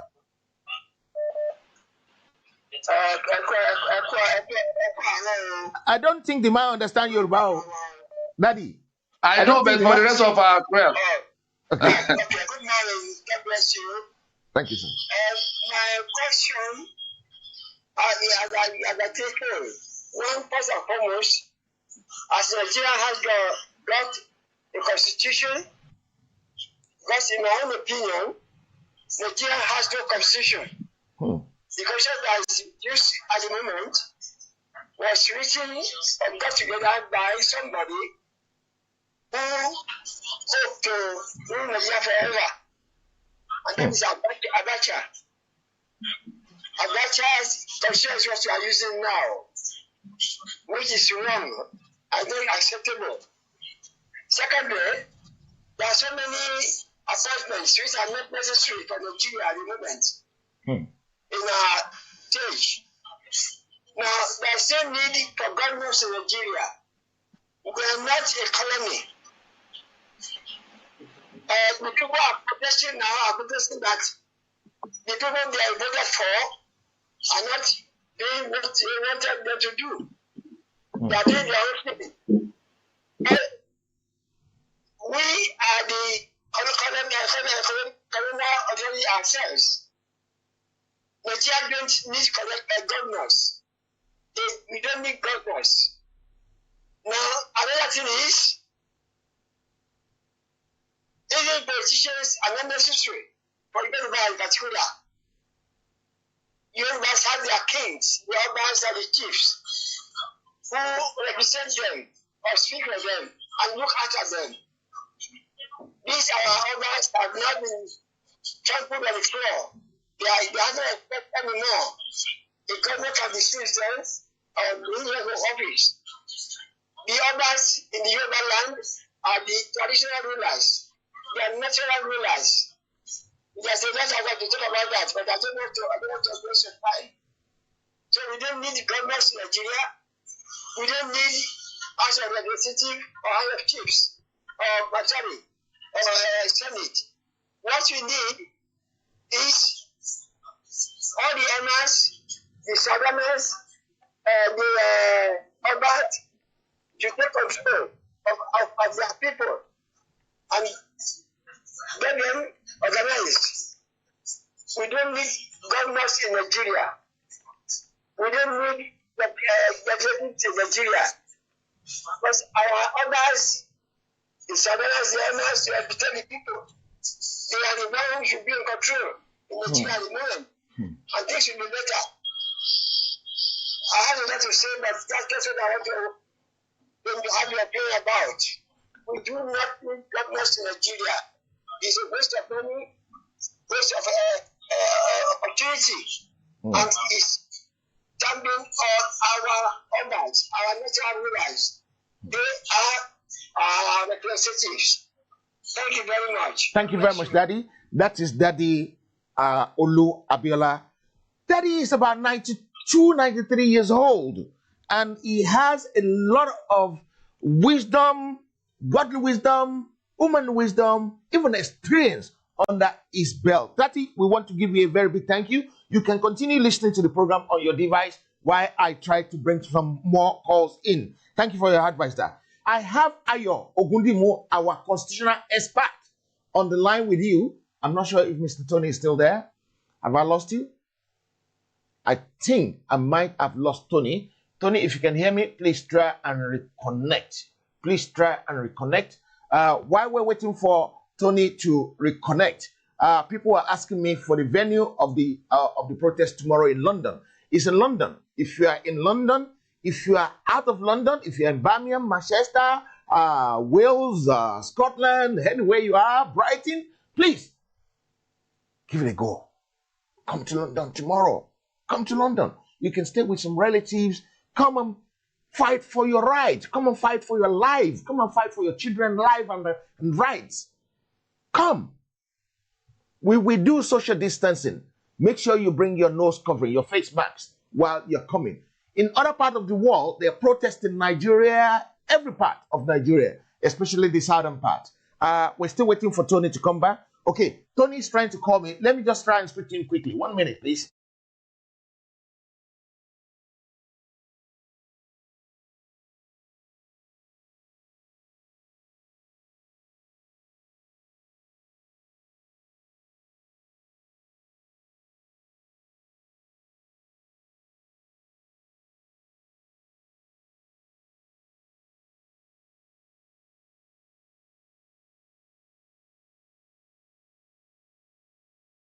Tony said he's ready to come back again, so he's not gone yet. He's still here with us. So let me just keep monitoring him. I got Ayo Ogundimu on the line before I put Abba Olono on the line, but we're waiting for Tony to come back. I'm going to give Tony, our constitutional expert, the chance to go first before anybody, and then I'm going to have Abba Olono, Mr. Paul, Professor Paul Oni, who is going to be speaking to Tony. But let's wait for Tony to come back.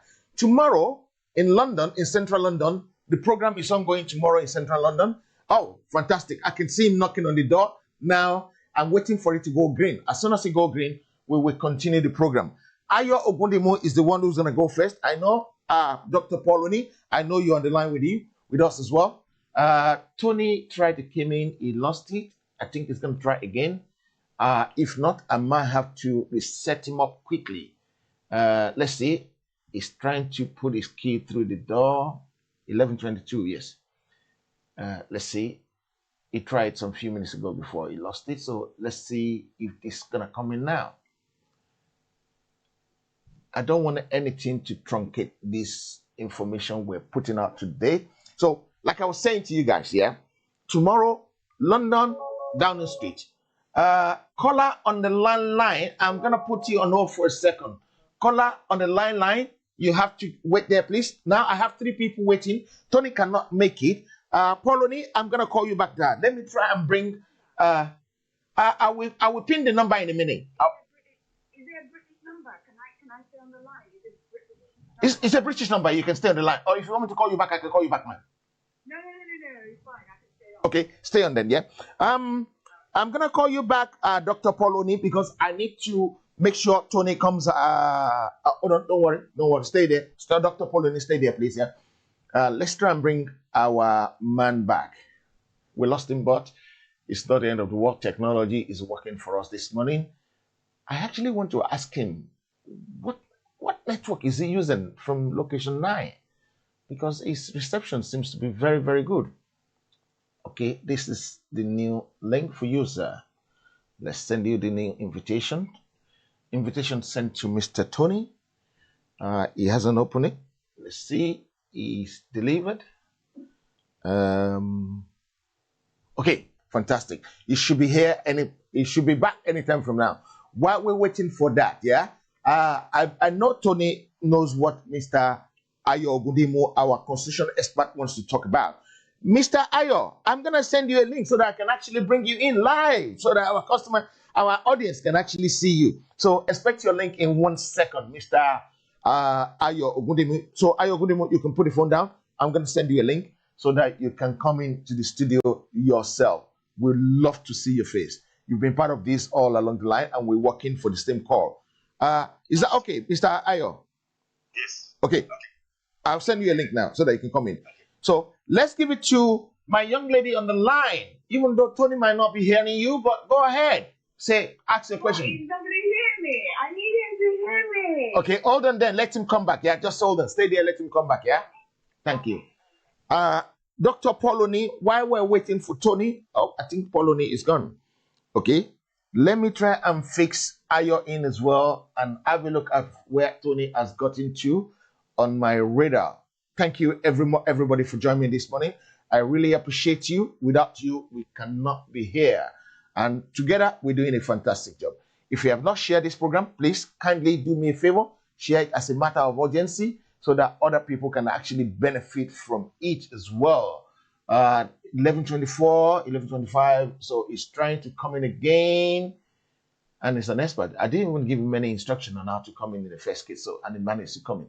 So let's bring Ayo in while we're waiting for Tony Onamdi, who has been briefing us and educating us on everything that has to do with what we are doing this morning.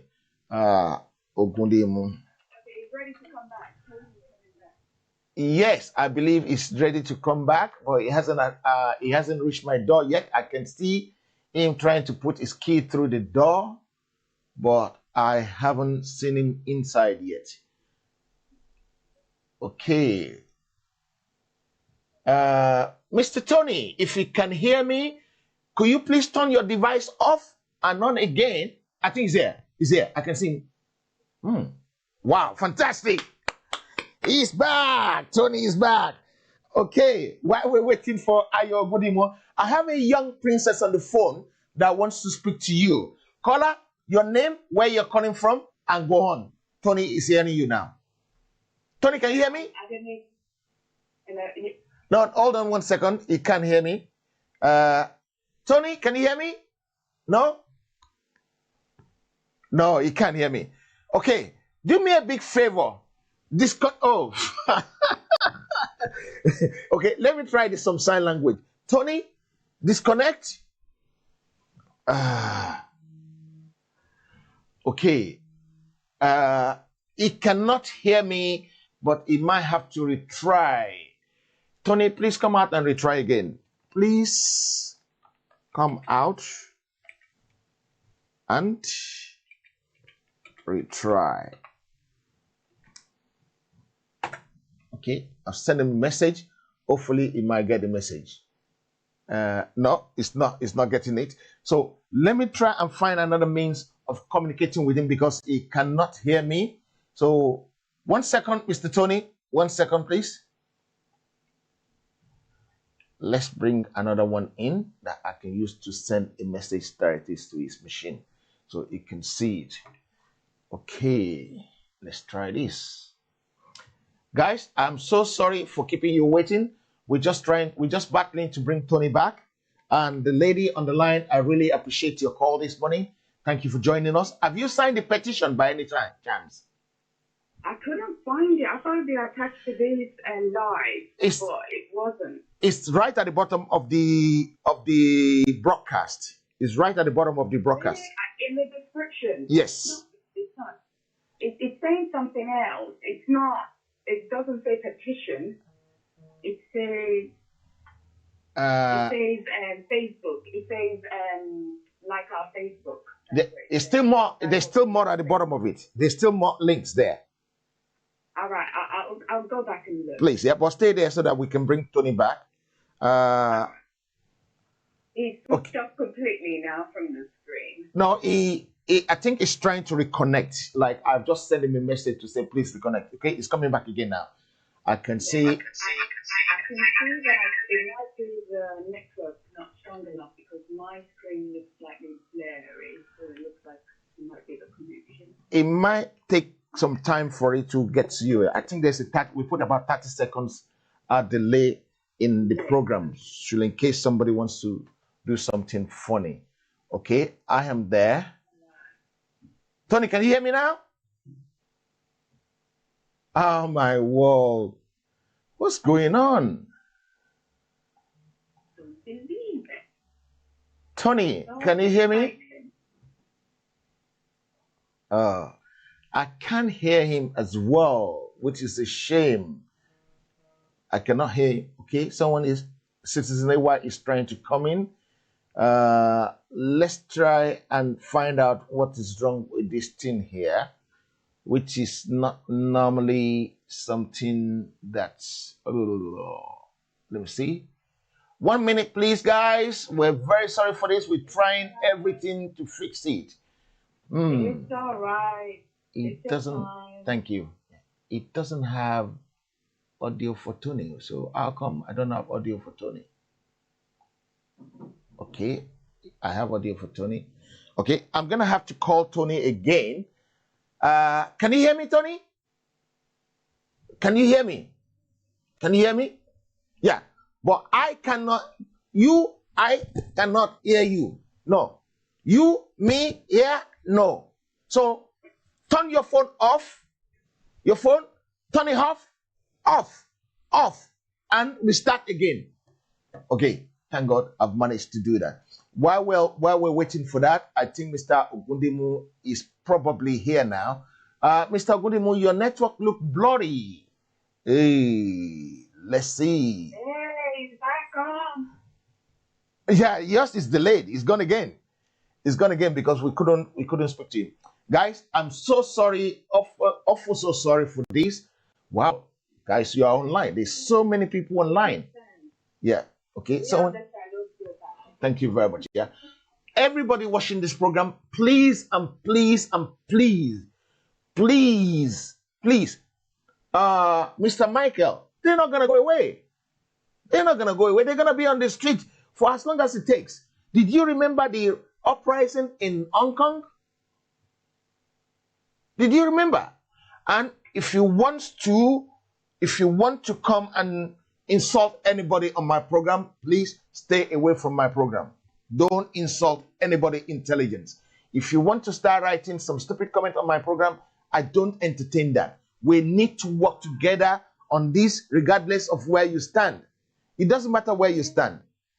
It doesn't want. We're fighting the same cause. So please, don't come and insult anybody on my program. I don't want it. Okay, we got Citizen AY. While we're trying to get Tony back, Citizen AY is back on the line. Citizen AY, can you hear me?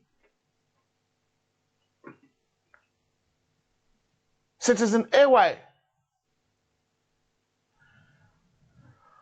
Okay, this program is on Facebook, it's on YouTube, it's not on Twitter this morning because Twitter rejected it. We sent it to Twitter, but it rejected it. I can send it to you if you call the studio number or send me a link, send me on WhatsApp. The number to send it to is right at the bottom of the description. Right at the bottom of the description. I think Tony is back. Ayo, can you hear me? I can hear you. Okay, fantastic. Tony, I can hear you too. Right. Bingo. Okay. The only person I can hear right now is Ayo. Ayo, I cannot hear you. But stay there, Ayo, sitting there. Why? Stay there. Don't go anywhere. I'm going to let the lady who's been waiting for some time to ask a question quickly. Lady, your name and where you're calling from, and so that Tony can take your question. Go ahead. All right. I'm only entitled to only one question. I'll give it to you. You can ask more than one. Yeah, please. My name is Adenike. I'll withhold my surname. I just want to say, first of all, Dr. came in and it's a pleasure to speak to you because I've been following you for 2 years now and you've done some great work. I've actually, based on your work, used some of your research to do a YouTube video. My YouTube page is Kaya Loving. Just to say that there are a few pointers. I just wanted to say, I kind of think that the whole world is in sync with everything going on at the moment with America and Trump and everything. And I just feel like everything is kind of linked. And the whole thing happening in Nigeria now is like we are expected to do this because we're expected to free ourselves. So it leads me on to the question, can you hear me? Yeah, we can hear you. Yes, I hear you. I have to mute my TV. And my first question is, we do have to be careful, though, about other agents, deep states, hijacking this movement. That's what I'm worried about. And the question to him is he considering this? Because we know that with the BLM movement in America, it was hijacked by Antifa. And we know that the money from BLM and Antifa is redirected to the Biden campaign.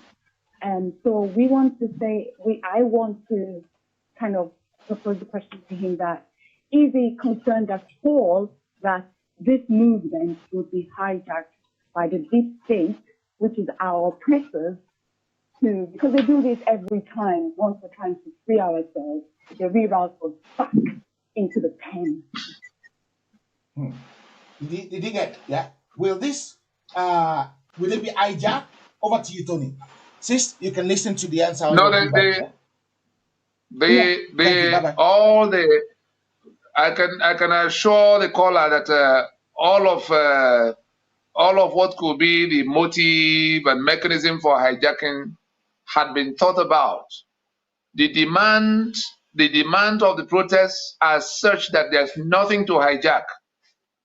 The protest, the movement has assumed a life of its own, and its demands are so very, simple that you can't bend it. The matter of the constitution being the problem is something there's nobody that can come and tell them that constitution is no longer the problem. It is not about the political party people.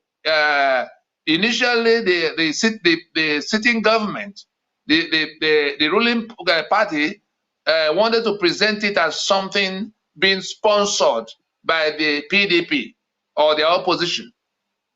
Some elements in PDP may want to say, oh, APC has failed. Now come trust us again.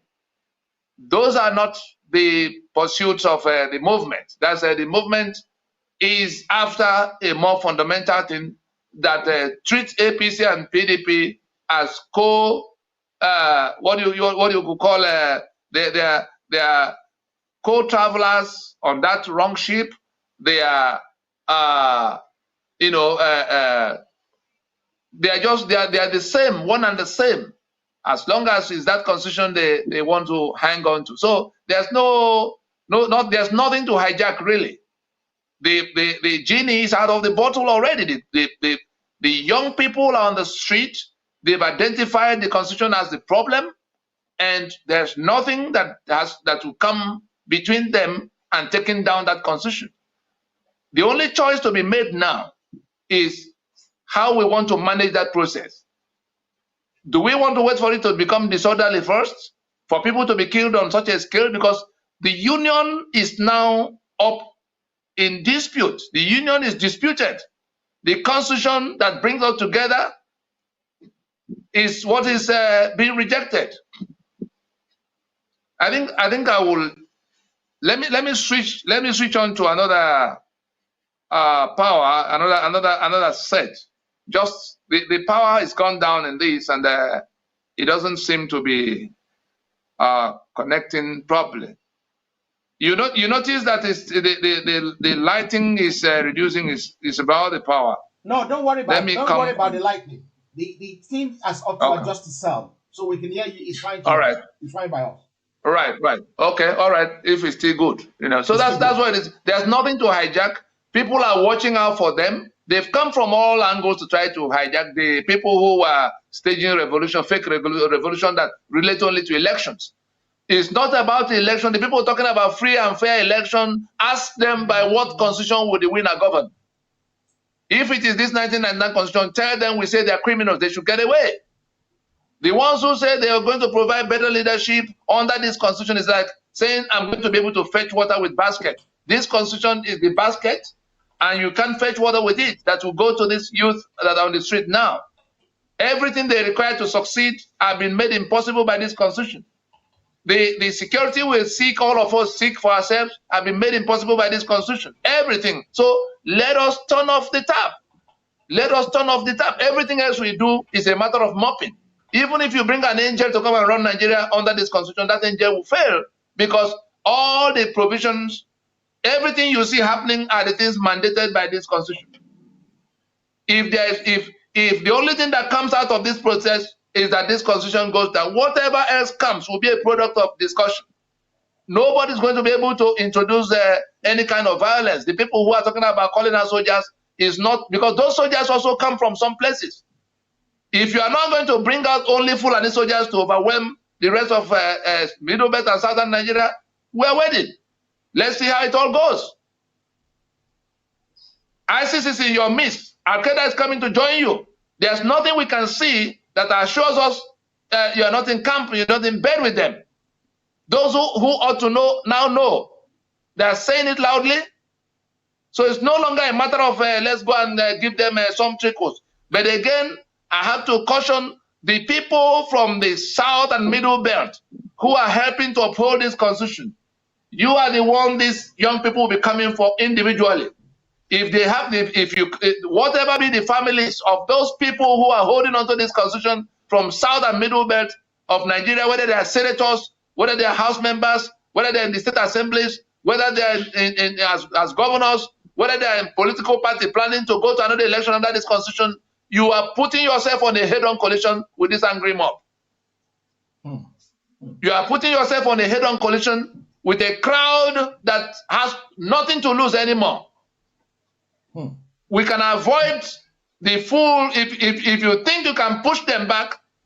The day they decide to come for, if anything begins to happen, they already have their instructions on who is responsible. So it won't be a matter of somebody sent them to come after. No, all of those on the side of this constitution are the ones this crowd will be looking for. If things snap, we have a chance to stand with our people and reject this constitution now, not tomorrow.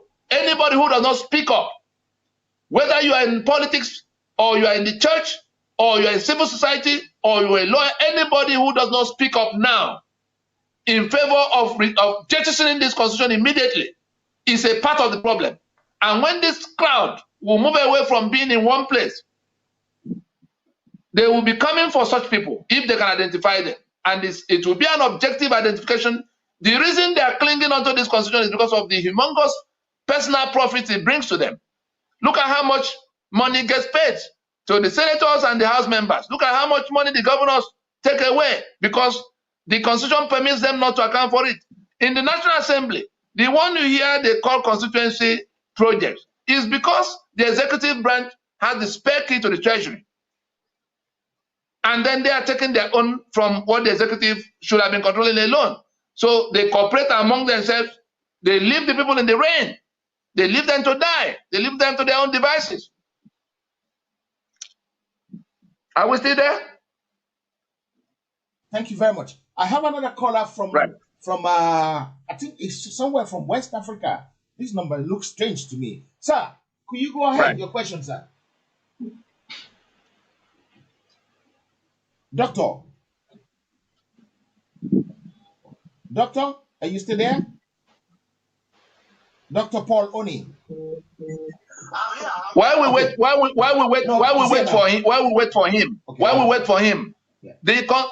for the caller, the protesters are saying the constitution must go down.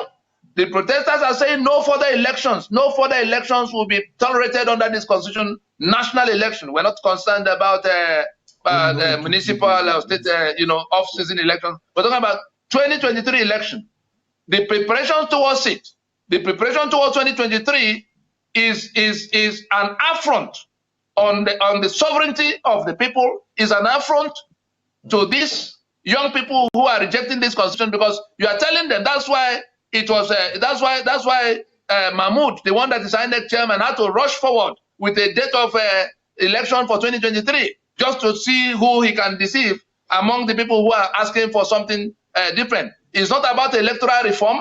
It's not something about constitutional amendment. It's about no further elections will be tolerated under this apartheid constitution. And the preparations for any further elections must cease inside 2020. The owners of Nigeria are coming out to say that nobody can go in their name any further to go and be part of contesting election under this constitution. So if you are from the part that is rejecting the constitution, go back to that map. The other part is clinging onto the map, onto the constitution. The South and Middle Belt have repudiated the constitution. If you are from the South and you are from the Middle Belt, and you are one of those planning to go to election in 2023 under this constitution, I can assure you, you will have a sad tale to tell from the hands of those whose lives have been compromised by your associates who are running Nigeria on the basis of this fraudulent constitution. Fantastic, thank you. Doctor, go ahead now, please, yeah? Dr. Paul Oni, go ahead now. Yes. I hope you can hear me loud and clear. We can hear you very loud and clear, sir. Thank you very much, our great man in the house, Tony. Thank you. Thank you. Tony, thank you so much. Go ahead. He Thank can you. hear you, sir. He can hear you. He's responding to you. I like all you have said, and we are with you in total.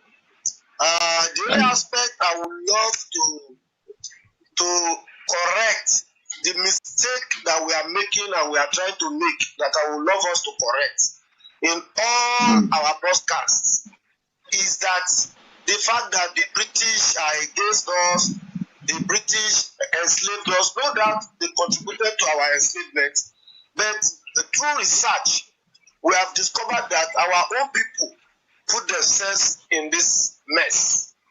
They put themselves in this mess. Let's not waste any further. Let's not waste time. Yeah. I have documents with me here, just that people may not be able to see it. I have documents that justify what we say they did. Yeah. Yes, I have documents here. See whether you see any date. Look well. Whether you see 1912. Whether you see 1912 on this document. I have documents here that show exactly what is at the foundation we're building upon. Our fathers did not know what the British put together. I had the privilege of asking those who went to those discussions in Lancaster House. Enohoro spent the last 7 years of his life trying to help get us out of this entrapment. The British were clear-minded in what they set up to do.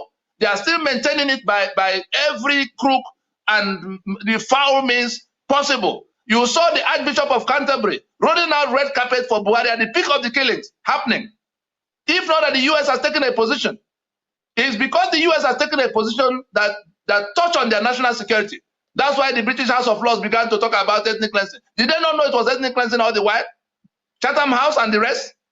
Please, we do know what's going on. Don't let anybody come to fool anybody. The Britain that cannot put a carrier to sea in 2020 is not the Britain that controlled the seas in 1967. We carefully measured all of the options and we went for the one that we could manage. Britain can do its worst. They put us in this. They still want to keep the profits. That's why they are supporting the people that are doing all kinds of things. We have an answer to the question now, to our problems now. They can take their solutions elsewhere. That's what it is. They are the ones presiding over this misery we are in. It doesn't bother them as long as 3 million barrels of crude oil still flow. Go and find out as recent as this lockdown. They came to town. They went to the Niger Delta. They began to tell them, why don't you leave the Igbo people and their Biafra? We will do restructuring for you. All kinds of things are going on. They think we won't know. We got to know what they're doing. They're trying to save the day for their words. To allow me speak.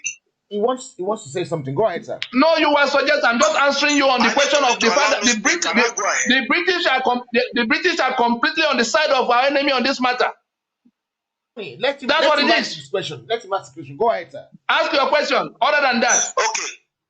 Now that I should go ahead, I want you to understand that if we do not move away from this past position that you are holding, the 1912 is present, is current, is present, is present, is current. They control the parliament, is present, is current. They control everything.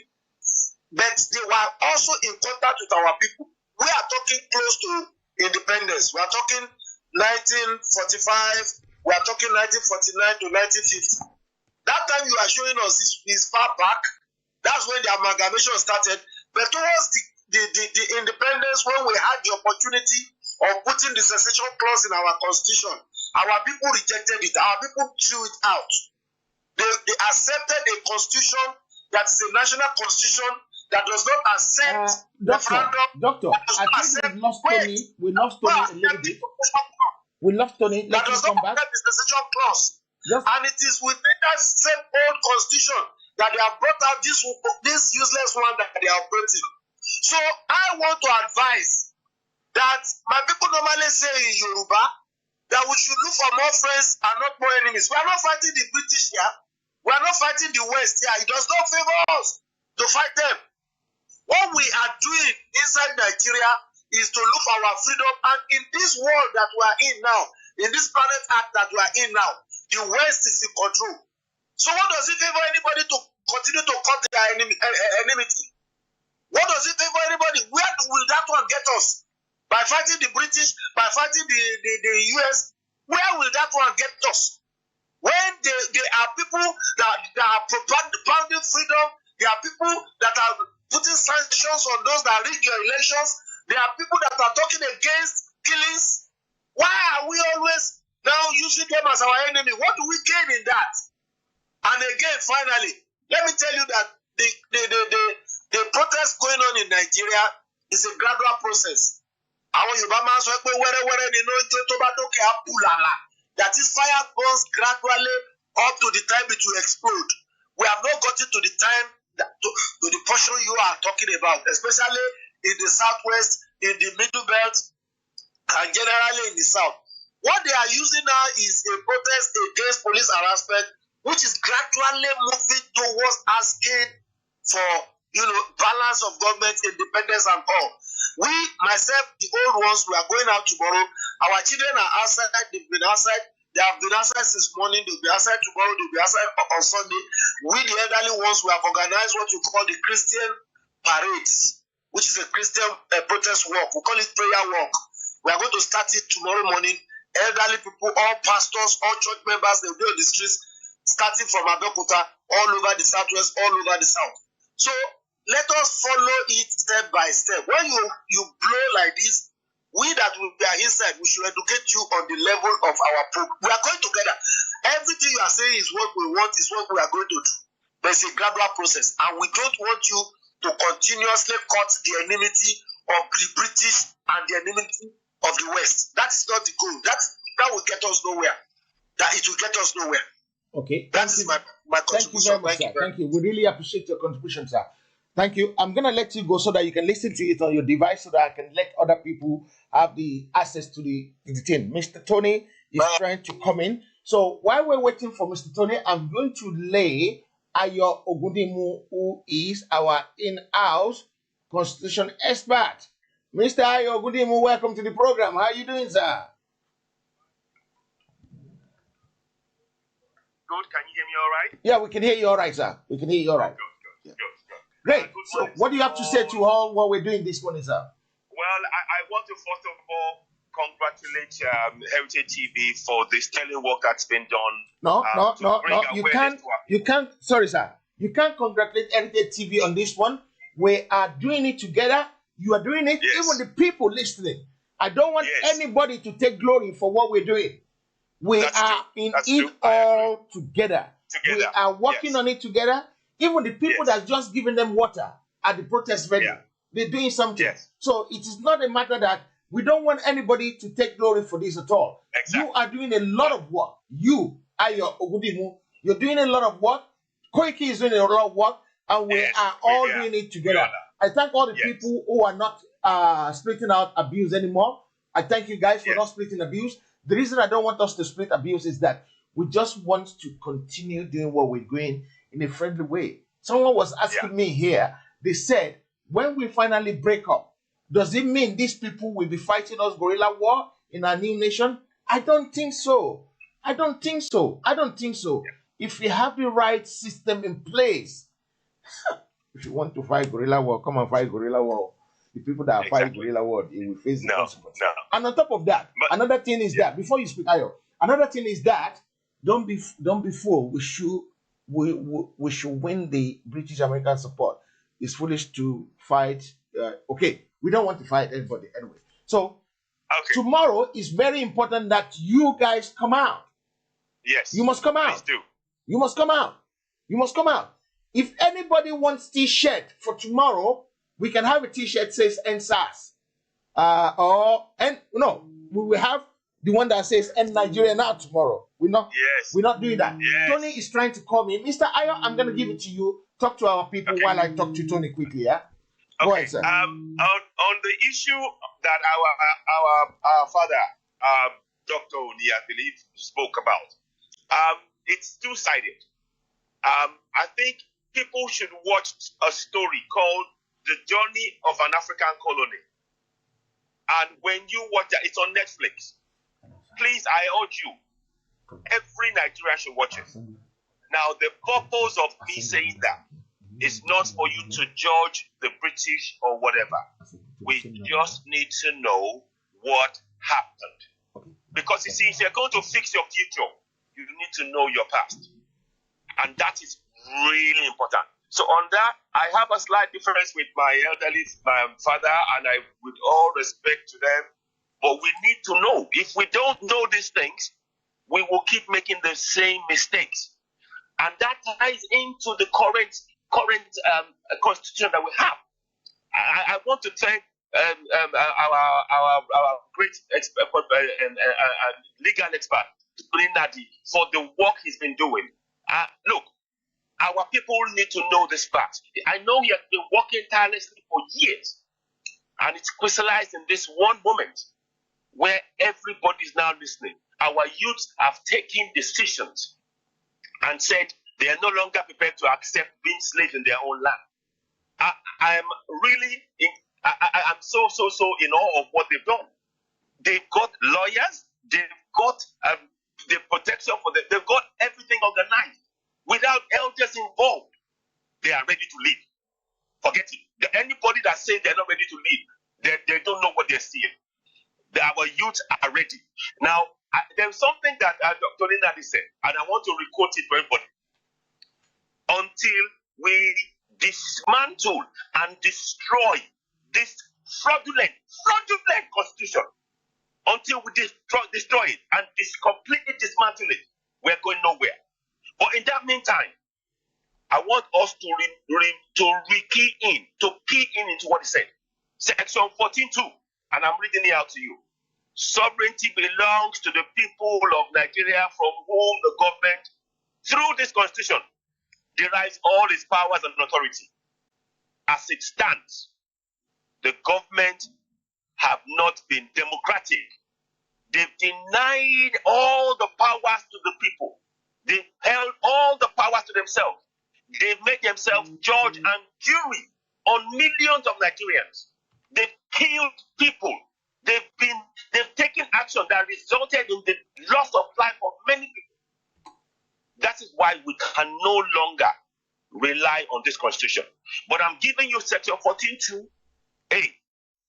Sovereignty belongs to the people of Nigeria, from whom the government, through this constitution, derives all its powers. That's what the youth are doing right now. I want you to remember that's exactly what the youth are doing right now. And I want all youths now, have that on your phone. Section 14.2a. Until we dismantle that constitution, and it must be dismantled. We either go our separate way via the referendum again, like Tony Nadi said, or if we are going to have anything to do with being in a nation together, a referendum whereby we're going to be going back to our regions. That's it. But this constitution as it stands is a fraud. This constitution as it stands is a fraud. And if anybody comes to defend this, all of the senators, all of the House of Reps, any government official coming from the South, we know where their interest lies. It's not in the goodwill and the wellness of the people and the improvement of their lives. It's in the improvement of their own pocket. So you cannot, as a citizen, knowing what we now know about the Constitution, knowing that nobody, you heard Tony Nadi said in 1977 and in 1999, how they lied. They said they asked the people, and the people were happy to accept this constitution, this fraudulent constitution. It's a lie. They never did.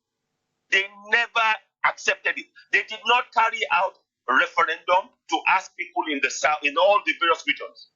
This was imposed.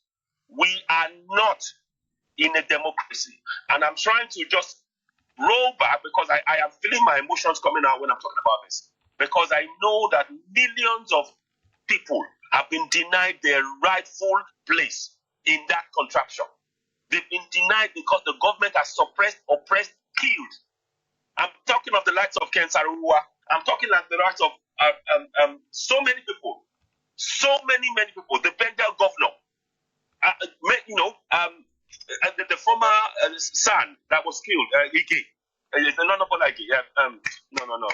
Fawemi, Gani Fawemi. I'm talking about because these people were speaking up for truth.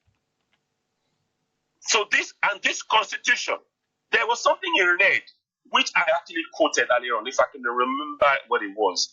16C. Hang on, let me say, no, is it 16.6C? I think it is. Let me just check. No, 1 second. Give me a minute, please. I'm just gonna give you. Take your time while we're fighting to bring Tony back as well. Yeah. Yeah. I'm just gonna give you. I want you to reread and understand just how bad the situation that we're in and why we can no longer support this fraudulent constitution. We are in support of what the youth are doing 1,000%. And I want you all to never relent. Never, ever relent. So I'm going to try and find that information for you. Just give me a minute. Because I'm really... For us as citizens, senior citizens, if you like, when you're over 50, this is not about us. The people that should lead the new nations that will emerge, they have to be below 50. I'm sorry to say it. And that's myself included. I'm excluding myself. They have to be below 50. Look at other nations around the world. In the US, a Nigerian is in line for being selected as a governor in the US. Tell me which state has a governor below 40 in that contraption. Tell me. I'll wait. I'm telling you, I will wait. You won't find it. Look, we are in a contraption that has enslaved us. Unfortunately, some of us have decided to take the easy way out and fall for crumbs at the expense of millions of lives. And we will not accept it. And the youth are speaking, like Tony Nadi said. He said, I respectfully say, and he said, look, the kids are watching. If any of our leaders in the South continue to support this constitution, they will know who to go for. The youth will go for them. Because they are the ones who are maintaining and ensuring we remain in enslavement in our own land. Even our water works has been overtaken by the federal government. And we know the federal government is nothing more than the Fulani-led contraption. We have no rights. We have no rights in that land. They can effectively bring in Fulanis and everybody else from other parts of Africa into our place without us having any power to stop them. So this, for us, that referendum is a must. The referendum has to happen within the Oduduwa land, Igbo land, Middle Belt, to the exclusion of the others, because it's the Mr. people Ayo, who are affected. Let's bring Tony in. I don't think we've got his picture. I think we've only got his audio as well. Tony, can you hear me? Yeah, I can hear you. Okay. We didn't have your picture, but that's not the end of the world because we're not going to let that one truncate what we're trying to achieve today. Tomorrow, today, Sunday, Monday next week, all through next week, do you ever think this protest is going to end without a resolution? Tony? Unless something that answers to this one item around the constitution, unless something that makes a pronouncement to the effect that this constitution can no longer be. This was the point South Africa reached in 1990.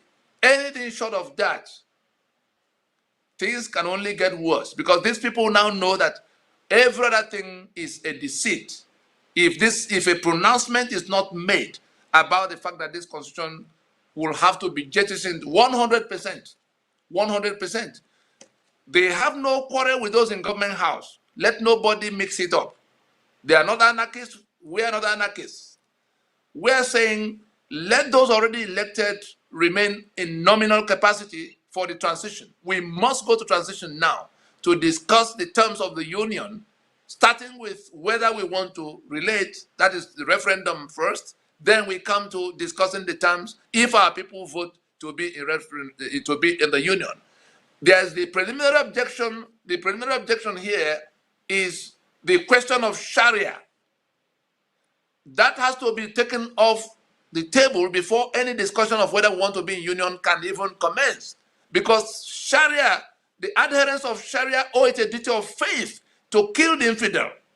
And that problem will never go away even if you resolve the one of equitable this and that. So that's the question of Sharia. Those who went to 12 state assemblies and passed Sharia and began to chop up people's hands. You saw the one that became senator later, the governor in Zamfara. How am I to make a distinction between what Boko Haram set out to do and what those 12 states set out to do? When Boko Haram still had time to give bulletins, you saw where they said they did not want democracy. They did not want constitutionalism.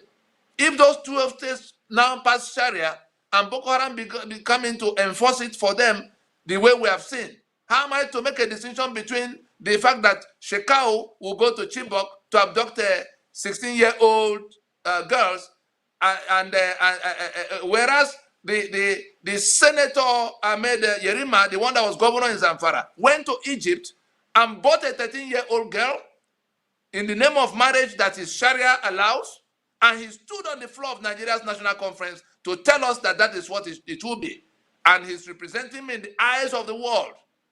And so we say that question of Sharia is the first reason why all of those who are now under that onslaught, who are facing that ethnic cleansing onslaught, being driven by the Fulani in the name of Islamization. There are two things. They had to call it Islam in order to bring support from outside, ISIS and co. But are they not killing Muslims in Zamfara? You said something, when you complain, they say, oh, but they also bandits are also killing. No, it is Fulani ethnic cleansing that is targeted against indigenous nationalities. It doesn't matter if you're Muslim. That's what's going on in Zamfara. That's what's going on in all the places you see going upside down in those places. It is Fulani ethnic cleansing disguised as jihad because they want to be able to get ISIS and some of the Middle East countries that stand on one side or the other for Wahhabism. So that's what it is. Let nobody think they're going to deceive anybody any further. These details have been placed in the hands of those who need to act on it in high places in Washington. If anybody thinks that guns will solve it, the army you are going to send have people from all the sides. God save you, you choose to send Fulani army against everybody else. The map, keep that map on display. Everything, all this discussion will happen, will be moderated by that map. Both the white and the yellow. In that white, you also see that there are lines inside. The Yoruba that could be country of its own, if we can't find common ground, is clearly spelled out there. The lower Niger, that could be country of 70 million people, the whole of the South and Southeast ethnic nationalities are there. The middle belt, that will be country of 40-something million people. As I speak with you, their documentations are already at the UN at various stages for whatever will follow. But the first order of business, this constitution goes down. The question of Sharia is removed before any meeting can be called. No square inch under Sharia will be in any union these people in this other part that reject Sharia will accept. Let it be clear to everybody. It is when that one is removed and we have gone to a referendum to now commit to remaining in the union that we can begin to discuss whether the terms should go back to 63. If anybody takes Nigeria sacrosanct, therefore we're only discussing the constitution of Nigeria. If this constitution goes down, the first order of business is not to write another constitution.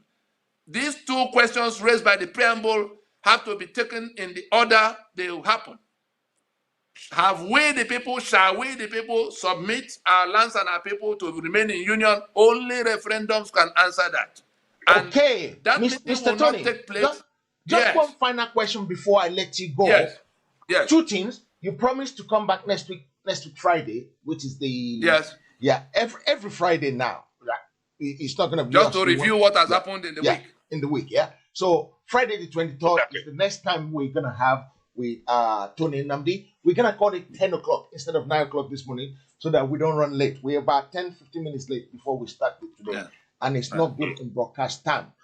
Tony, will you put your hand in your head and say, no matter what we do to this constitution, if you put this constitution in fire, destroy it, shred it, and incinerate it, no matter what language you want to use for it, will you ever think those people who are bent on killing the caliphate, they are killing the infidel, who are bent on dipping their Quran in the ocean, will you ever think they will have a change of mind instead of us trying to change them? Even if you're born in the same house, there are some people you can't change. Instead of trying to change these people, why don't we just walk away from them? The matter is the mediocrity that have been allowed to take a center stage. The man who was at the center of how this constitution emerged, Professor Awal Yadudu, the day before the National Conference of 2014 took off, it was supposed to be, it was to begin on a Monday or so, and AIT invited us on a Sunday, 8 p.m., the evening before the conference was declared open. Yadudu sat next to me in that panel discussion of 2 hours for us to talk, because the delegates were already in Abuja. The whole country was in suspense. The national conference was to begin. Professor Yadudu was talking down on that initiative. Say, how can somebody be talking about sovereign conference when there's a government in place and all of that? I had to tell him to his face in that live interview that he is the example of the mediocrity that Nigeria has institutionalized. For him, professor of law, not to realize that our sovereignty is not in government, is not in anybody's hand. Our sovereignty remains with us. Like the owners of a company remain the owners of a company. The management they hire cannot now become the owners of the company. But what happened to us in 1966 is that the management we hired took over our company. And then the Fulani hijacked from that federal government. That's where we are now. And the constitution enables them to keep it the way it is because they've managed to put their own people in charge of everybody everywhere, holding guns and holding all of us hostage. Now, the reason I went to this question of mediocrity, because even professors of law seem to be misled in this matter. The senior advocates seem to be illiterate on this subject. The question is that if the constitution goes down, the union is at an end. Who is begging them to change their mind? We're saying that the union first comes to an end. That is what we can get to. We wanted to go to Aburi in 1967. They hijacked the vessel and drove it to Abuja. We have seen the end of Abuja now. They want to go back to Aburi. Too late in the day. Those who wanted to go to Aburi have arrived at Araba by their own default. Araba we are now. The collapse of that constitution consolidates Araba for Yoruba, consolidates Araba for the East and the Middle Belt. It is from Araba we'll be discussing the journey to Aburi. That's where we are. It doesn't matter whether they change or they don't change. They're the ones who have to go work out their own salvation. You borrow money from everywhere you find, mortgaging our assets and building in your own side, and you think nobody's looking at it, nobody's going to see it. You mortgage our assets, borrowing billions and billions and billions of dollars to build, creating another economy away from our own. While you deploy, you say, oh, we are building agriculture. Everybody come, let us farm. You deploy herdsmen. You deploy your militia to occupy our farms. You use our money to build your dams and do your irrigation, and you are the one to now bring food for us, every kind of food. And we're supposed to fold our arms. When we have more potential to not only feed ourselves, our agriculture can take us everywhere. The Yoruba Western region under Awolowo was able to do what he was doing because it had its hands on its agriculture. The East was doing its palm oil and other things. Midwest was doing its rubber and other things. So much more can be done today. The only reason why you can't do any of that is that they seized the assets and now they deploy their armed militia to occupy our farms, killing our people.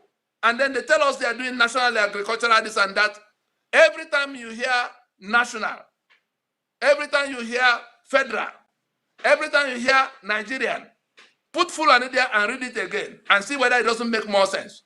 That's what we have become. The Nigeria we negotiated in Lancaster House died in 1966. The attempt to revive it in 1967 in Aburi was truncated by these same people. And now, everybody else agrees that we should go back to being in charge of our spaces in the Federation. They are the only ones saying no, because they've cornered all the guns. I'm sorry for them the day this matter becomes rifle show. No matter how many guns they have now, people who are facing death are going to have to find the means to defend themselves. This constitution goes down, the legitimacy, what we have to do now is to end the legitimacy of those pillars in our spaces. The taking down this constitution brings us to that the same day. The day this constitution goes down, a third party can come and draw the line between us. Those who have the capacity to do that for us are waiting for us to do just this. Anybody who is not part of doing it is working for the enemy. And that person is going to soon find himself head-on collision with his own people, not anybody else. We have offered them a transition, a soft landing for all the sides. Let us accept the constitution is the problem. This mob can say government of the day. If they redefine it by their, it may come to where they say government is the problem. We are sparing them that at this first stage. It may come to where government is the problem. It becomes the urgent thing to be resolved. We are saying constitution is the problem now. People are stuffing their ears. They sit in the National Assembly looking through the windows as if they fell from the sky. You are there in our name. We are saying your mandate does not include our sovereignty. For you to continue to sit there, you may vote in favor of one law or the other. The fact that you are sitting there is the reason why people are still sitting there making law. Come home. From the day we say, from the day we come out with this constitutional force majeure, they will be required to come home, stay away for all times. That's where the matter is headed. Mr. Tony, I'm going to have to stop you there. I really appreciate your time this morning, ladies and gentlemen, because our time is fast spent. We're going to be calling it a day. I'm sorry, but because of time, because of other things we have to go through. Mr. Ayo, just stay there for 1 second. We're going to be calling it a day. So what we're going to do is we're coming back. Tony is coming back next week, Friday. But because we have other programs lined up, I believe the program that's supposed to start at 12 has been moved back.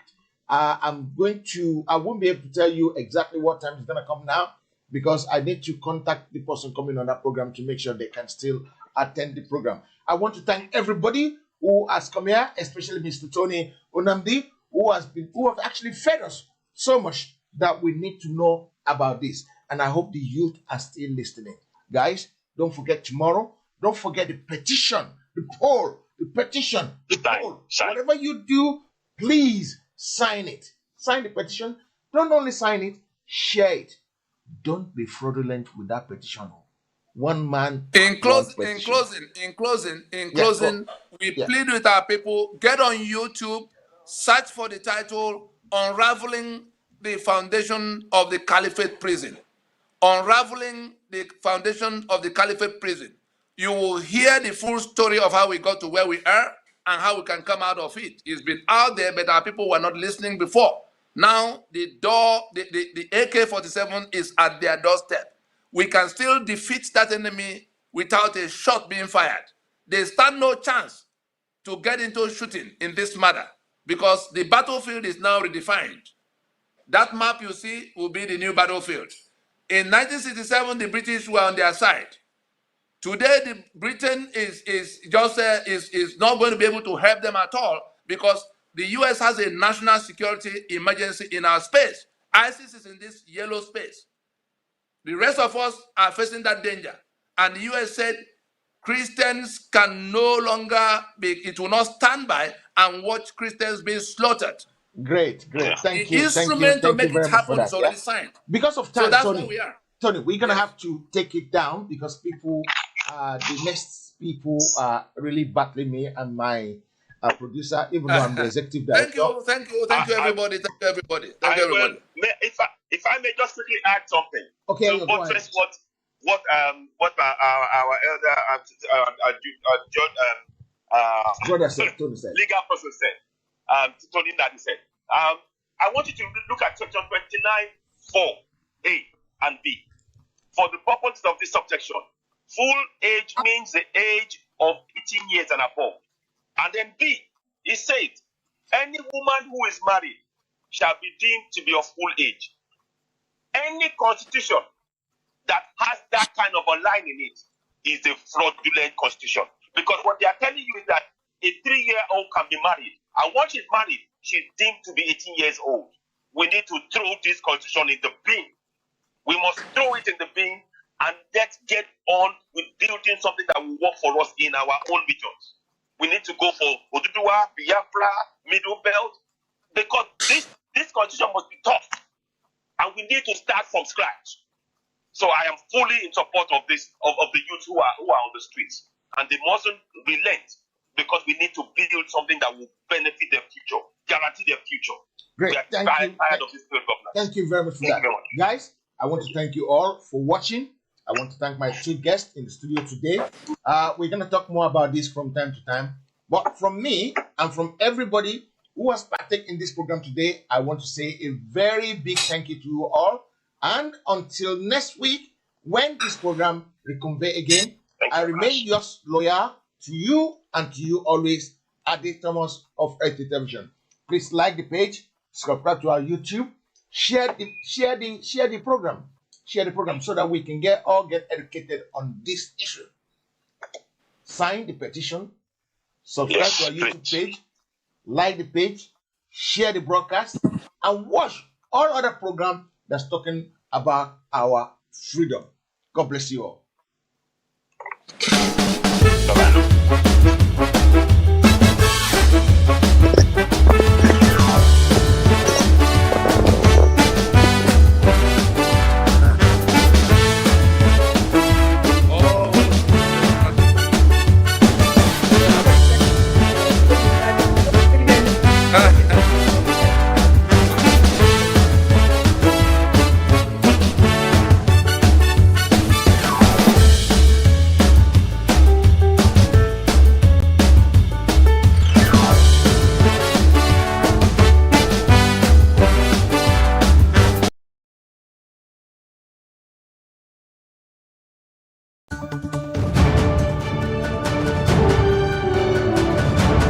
Ladies and gentlemen, the national anthem of the newly formed Ududuwa Nation.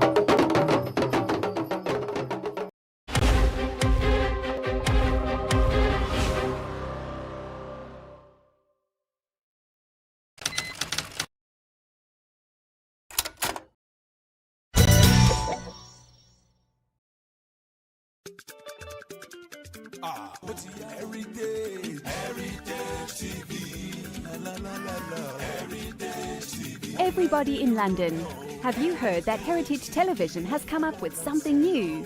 All your functions and celebrations can now be multi-camera live stream that was only reserved for the rich and famous. Having a function in London can be viewed clean and clear immediately from any part of the world. Trust Heritage TV to give you a better reach. Heritage Television also does photography that will make you the envy of all your friends and family. Heritage Television is the best. All your functions like birthdays, funerals, weddings, church anniversaries or harvest. Heritage Television is the master. We are in the heart of London with an ultra-modern equipped studio.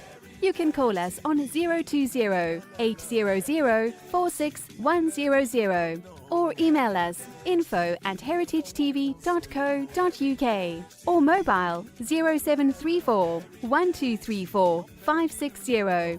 Heritage Television will do you proud.